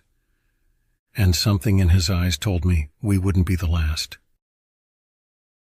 I never used to be afraid of the dark. I loved camping, loved the quiet serenity of being out in nature, away from the hum of technology and the suffocating pace of city life. But after that night in the Catskills, something inside me changed. The dark now feels like an invitation for something to find me again. It was a weekend trip, just me and two of my oldest friends, Chris and Becca. We'd planned it for weeks, an escape into the mountains to unplug, reset, and get away from everything. The Catskills were perfect for it. Miles of wilderness, no cell service, just the dense towering trees and the crisp autumn air. I didn't know that same isolation I craved would become my worst nightmare. We set up camp deep in the woods, far from any marked trails. Chris had found this spot through some obscure forum, practically untouched by hikers, he said. It was the kind of place that felt ancient, like the trees had been watching over it for centuries. The first day was normal, peaceful even. We pitched our tent by a clearing where we could watch the sunset over the mountains. We spent the evening talking, laughing, and cooking over the fire. By the time the stars came out, the three of us were already a little tipsy on cheap whiskey, the fire crackling as it threw flickering shadows across the campsite. It wasn't until the fire started to die down that I noticed something strange. The woods, which had been alive with the sounds of insects and rustling leaves, had gone unnervingly quiet. At first I thought it was just my imagination, the alcohol playing tricks on me. But Chris noticed it too. "Is it just me, or did everything go dead silent all of a sudden?" he asked, squinting into the darkness like he was trying to see something just out of reach. Becca laughed it off, brushing it aside as nighttime jitters. "We're in the middle of nowhere, guys. Nature isn't exactly on a schedule." She threw another log on the fire, but the nervous edge in her voice gave her away. I wanted to believe her, but something about that silence felt wrong. You don't realize how loud the forest is until it stops. No wind, no crickets, no distant rustling of animals. Just a wall of stillness pressing in on us from all sides. I tried to shake it off, blaming the booze and the isolation for getting under my skin. We crawled into the tent, huddled in our sleeping bags, and settled in for the night. But sleep wouldn't come. The quiet gnawed at me, making the darkness feel thicker, like it was closing in. Then, just as I was about to drift off, I heard it. A faint sound, distant at first, like footsteps. Slow, deliberate. Something, or someone, was moving through the woods, just beyond our campsite. I strained my ears, holding my breath, listening for any sign that I was wrong. But there it was again. Crunch, crunch, the unmistakable sound of feet pressing down on dry leaves. I thought it might be an animal, but something about the rhythm felt too human. I turned over to whisper to Chris, but before I could say anything, he sat up abruptly, his eyes wide, his face pale in the dim light of the tent. "You hear that?" he whispered. I nodded, my stomach twisting into knots. Becca stirred, muttering something groggy, but when she saw our faces, she froze. The footsteps were getting closer, slow, unhurried, like whoever or whatever was out there wasn't in a rush, like it knew we were listening. Chris grabbed the flashlight and unzipped the tent just enough to peek out. He flicked the light on and the beam cut through the thick darkness, but there was nothing. Just the trees, standing tall and unmoving. "Nothing there," he muttered more to himself than to us, but his voice was shaky. He zipped the tent back up, lying down stiffly, the flashlight still clutched in his hand. We sat there in silence, our ears straining for any more sounds. For a long time, there was nothing. Just the heavy, oppressive quiet that seemed to swallow up the world outside. Then came the whisper. It was so soft, so faint, I almost didn't catch it. But it was there, drifting through the trees like a sigh carried on the wind. A voice, but distorted, like it was being filtered through a bad radio frequency. "Let me in." I shot upright, my heart hammering in my chest.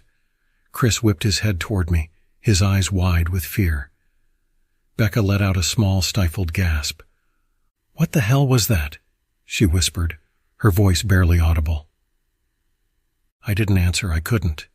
I just stared at the tent wall, my mind racing, trying to make sense of what I'd heard. It couldn't be real. It couldn't be. But then it came again, louder this time. The same 3 words, stretched out in a horrible, guttural drawl. Let me in. The voice was closer now, right outside the tent. I could hear the fabric of the tent flutter slightly, as if something was pressing against it from the other side. I reached for the knife I'd packed with my gear, my hands trembling as I wrapped my fingers around the hilt. Chris turned the flashlight on again, and this time he unzipped the tent flap fully, shining the light out into the clearing. There, just beyond the circle of light, was a figure. It stood between the trees, its body unnaturally tall, limbs too long and thin, its skin a sickly pale gray. Its eyes, or what should have been eyes, were just empty, black holes, staring at us with an intensity that made my skin crawl. Its mouth hung open, wider than any human mouth could, revealing rows of sharp, jagged teeth. And it was smiling. It didn't move, it just stood there, grinning at us with that impossible mouth, its hollow eyes locked onto the tent. Then, slowly, its head tilted to one side, the bones in its neck cracking with the motion. And in that same distorted voice, it whispered again, "Let me in." I don't remember much after that. Everything happened so fast. Chris screamed, Becca was crying, and I was fumbling to get the knife out, my hands shaking so hard I nearly dropped it. But by the time I looked up again, the thing was gone. We didn't sleep the rest of the night. We sat huddled together, watching the entrance of the tent, waiting for it to come back. But it never did. When the first light of dawn finally broke through the trees, we packed up as fast as we could and got the hell out of there. None of us spoke on the hike back to the car. There was nothing to say. We never reported what happened. Who would believe us? Just another group of campers spooked by the woods, right? But something followed us out of that forest. I know it did. Sometimes, late at night when I'm lying in bed, I can still hear it, soft, almost imperceptible. Let me in. And I know that one day it's going to find me again. I've worked as a park ranger in Ashwood National Forest for about 5 years now. It's a quiet place, out of the way, deep in the Appalachian Mountains, where the trees grow thick and the fog rolls in like a blanket every evening. Most days the job is peaceful, boring even. But I don't mind. I like the solitude, the quiet, the way the forest seems to stretch on forever, untouched by time. That changed last fall. I was stationed in a small outpost about 20 miles from the nearest town, responsible for keeping an eye on the backcountry trails. These trails were barely used, too remote, too dangerous. But every once in a while, hikers would come through drawn by the challenge or the beauty of the untouched wilderness. It was my job to make sure they didn't get lost, or worse. One chilly October afternoon, I got a call about a missing camper, a guy in his late 20s, traveling alone. He hadn't checked in for a few days, and his family was getting worried. He'd last been seen near a place called Stone Hollow, a part of the forest that most locals avoid. There's a reason for that. Stone Hollow has a reputation, an old legend passed down by the mountain folk. They say it's cursed, that something dark lives there. People talk about strange lights, unnatural sounds, and figures moving through the trees. Things that aren't quite human. I've heard the stories, everyone around here has, but I didn't put much stock in them. I've spent years in these woods and never seen anything I couldn't explain. So, when I got the call, I geared up and set out, figuring it would be a routine search. I'd find the guy probably lost or injured, and we'd head back to the station by nightfall. It didn't turn out that way. The trail to Stone Hollow is rugged, winding through dense forest and over jagged cliffs. The sun was already low in the sky by the time I got close, casting long shadows through the trees. The air was crisp, the smell of damp earth and decaying leaves heavy in the breeze. I radioed in my location, then started down the path that would take me into the hollow. Almost immediately I noticed something was off. The forest was too quiet, no birds, no animals, just the sound of my boots crunching through the leaves. I kept walking, trying to shake the feeling of unease that had settled over me. About a mile in, I found the camper's tent. It was collapsed, the fabric torn in places like something had ripped it apart in a hurry. There was no sign of him, no blood, no tracks, nothing. That's when I heard the first noise. It was faint, almost imperceptible. A low guttural hum, like a distant engine or the buzz of 1,000 insects. But there was something unnatural about it, something that made my skin crawl. I turned, shining my flashlight through the trees, but saw nothing. I was about to call it in when I heard the whispering. At first I thought it was the wind, rustling through the branches. But then the words became clear, though I couldn't understand them. It was a language I didn't recognize, spoken in hushed, hurried tones. It was coming from deeper in the hollow. I should have turned back right then. Every instinct was screaming at me to leave. But I pressed on, telling myself it was just my imagination, that the missing camper had probably gotten disoriented and was somewhere nearby. The further I went, the louder the whispering became, until it was all around me, echoing through the trees. The path narrowed, leading me down into a depression surrounded by jagged rocks and gnarled, twisted trees. The air here was colder, the mist thicker, and in the center of the hollow stood a large, crumbling stone formation, a ring of ancient, moss-covered rocks that looked like they'd been placed there by someone, or something. That's when I saw him. The missing camper was standing in the middle of the stone circle, his back to me. He was motionless, his head bowed, arms hanging limply at his sides. Relief flooded through me, and I called out to him. He didn't respond. I called again, louder this time, stepping closer. Still nothing. I was maybe 10 feet away when I noticed the smell, an overwhelming stench of rot like something long dead. My gut tightened, and I slowed my approach. "Hey," I called cautiously. "Are you okay?" He moved then, but not like a person should.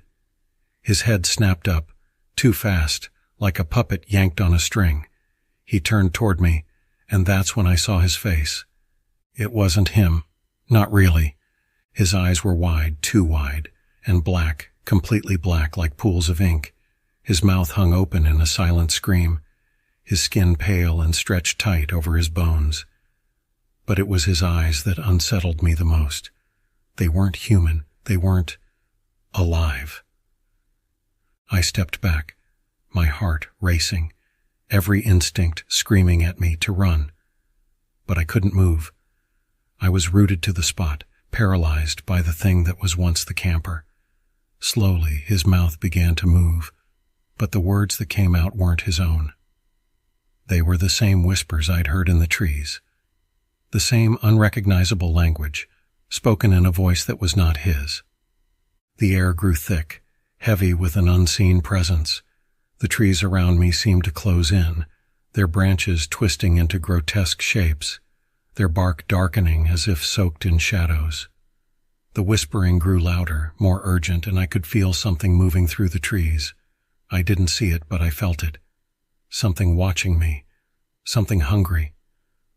The camper took a step toward me, his limbs jerky, unnatural, his black eyes locked onto mine, and in that moment, I realized what the locals had meant. Stone Hollow wasn't just cursed, it was alive, or rather, something inside it was, something ancient, and it had claimed him. I finally found my legs and stumbled back, turning and running as fast as I could. The whispers followed me, growing louder, closer, until I could feel them brushing against my skin like icy fingers. I didn't stop until I was halfway back to the outpost, breath ragged, chest tight with fear. When I finally reached the station, I radioed in, but I didn't tell them everything. Just that I hadn't found the camper, that he was likely lost or injured, and that we'd need a search team to go out the next day. I didn't mention the stone circle. I didn't mention the whispers or the black eyes. I didn't tell them about the way the forest had seemed to come alive, or the presence I felt out there in the hollow. Because I knew they wouldn't believe me. I barely believed it myself. But I never went back to Stone Hollow. A search team went out the next day, combed the area for 3 days straight, and found nothing. No tent, no tracks, no camper. It was like he'd never been there. But I know the truth. I know what lives out there, waiting in the mist and the shadows, whispering through the trees. And I'll never go back. Because whatever claimed him is still there, and it's waiting for someone else to wander too deep into the hollow, waiting to take them too. I never believed in the supernatural. Ghosts, monsters, and all that otherworldly stuff were just stories people told around campfires, right? That's what I thought. Until that night in Clearwater Forest. Me, Sam, Rachel, and Ben had been hiking through the woods for 2 days, exploring trails that only the most experienced hikers dared venture onto. The forest was huge, dense, and old, with a feeling like it had never been touched by human hands. Just endless trees and silence, the kind of silence that presses on your ears after a while, making you feel like something's wrong. We found a great spot to camp on the second night, near a small creek that flowed between the towering pines. The sun was setting, and we were ready to sit around the fire, roast marshmallows, and trade stories. That's when Sam first mentioned the Mirror Man. "There's a legend about this forest," Sam said, his face half lit by the flickering flames. "About a man who lives deep in the woods. He's not quite human. Or at least, not anymore." Rachel rolled her eyes. "Come on, Sam. Save the campfire ghost stories for the kids." Ben laughed, but I could see a flicker of discomfort in his eyes. "So what's the deal? This guy just lives out here? Why Mirror Man?" Sam leaned forward, lowering his voice. "The story goes that if you're alone in these woods after dark and you look into a reflective surface, water, a mirror, anything, he shows up. He looks just like you, at first. But then you notice something's off. His smile is too wide, his eyes too dark. And once you see him, he starts following you. First in your reflection, then in the real world." "Sounds like a dumb urban legend," I said, tossing a stick into the fire. "Let's not scare ourselves when we've still got a couple more days out here." Sam shrugged, smirking. "Hey, don't believe me, but they say if you break eye contact with the Mirror Man, he gets closer. If you ignore him long enough, well, you don't come back out of the forest." There was a heavy silence after that. I don't know why, but the idea of it stuck with me.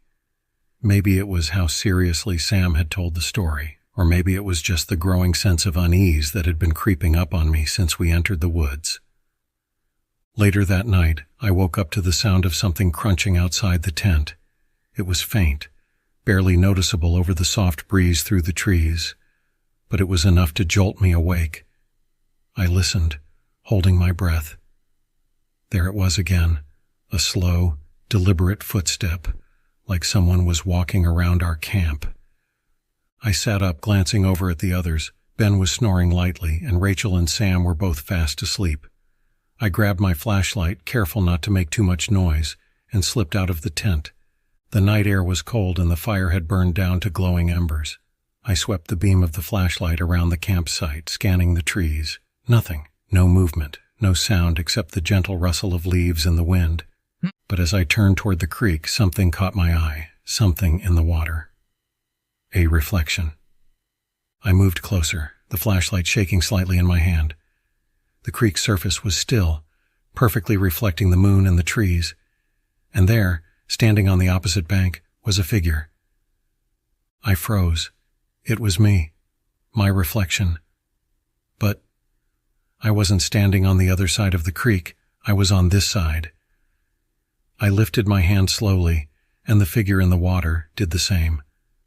But there was something wrong with it. The movement was delayed, just by a second, like it was copying me but not quite in sync. And then it smiled. Not a normal smile. No, this smile stretched too wide, pulling the skin tight across its face, revealing too many teeth. My heart pounded in my chest as I took a step back, but the reflection stayed there, grinning up at me from the water. I turned, backing away from the creek, but something told me not to take my eyes off the reflection. Sam's story flooded back into my mind. Don't break eye contact. The figure in the water stepped forward, out of sync with me now, moving on its own. My breath came in shallow, rapid bursts. I couldn't run, I couldn't scream. I was frozen, staring at this thing that was wearing my face but wasn't me. Then it whispered, its voice soft and distant like it was carried on the wind. "You shouldn't have looked." I blinked. And the moment I did, the figure was gone. The water rippled as if something had just stepped out of it. I spun around, scanning the trees, but there was nothing, just the dark forest, silent and suffocating. I rushed back to the tent, my heart hammering in my chest. I didn't wake the others. I didn't tell them what I saw. Who would believe me? It was probably just a nightmare, right? My mind playing tricks on me after Sam's stupid story. But the next morning, when we packed up and started hiking again, I couldn't shake the feeling that something was wrong. The woods felt different. Every shadow seemed to move. Every rustle in the trees sent a jolt of fear through me. And then, around midday, I noticed something strange. Whenever we passed a pool of water, a shiny rock, or anything reflective, I saw it. My reflection. But it wasn't just a reflection anymore. It moved before I did, its eyes too dark, its smile lingering just a little too long. I tried to ignore it, tried to convince myself I was just tired, just paranoid. But that night after we set up camp again, it got worse. I went to the creek to fill my water bottle, and there it was again, standing just on the edge of the water, looking up at me. The same twisted grin, the same hollow eyes. Only now, it wasn't just in the water. It was on the surface, stepping out, as if it were climbing out of a mirror.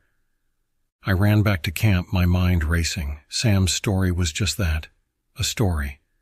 It couldn't be real, but deep down, I knew it was. That night I couldn't sleep. I kept seeing it out of the corner of my eye, in the reflection of my water bottle, in the shine of my phone screen, always watching, always smiling. The next morning I tried to tell the others, but they just laughed it off. Sam said I was taking his story too seriously, and Rachel teased me about letting the mirror man get in my head. Even Ben told me to lighten up, but I could see it. I could see it watching us in every reflection, always a little closer than before. That night was the worst. We were sitting around the fire talking and laughing when I saw it. In the reflection of Ben's glasses just over his shoulder, my face but twisted, grinning, standing right behind him. I jumped up screaming, but by the time they turned around, it was gone. "We're leaving," I said, my voice shaking. "We have to get out of here." They didn't argue after that. The fear in my voice must have convinced them, or maybe they'd felt it too, the growing sense of dread in the woods. We packed up in a hurry and started hiking out, even though it was late and dark.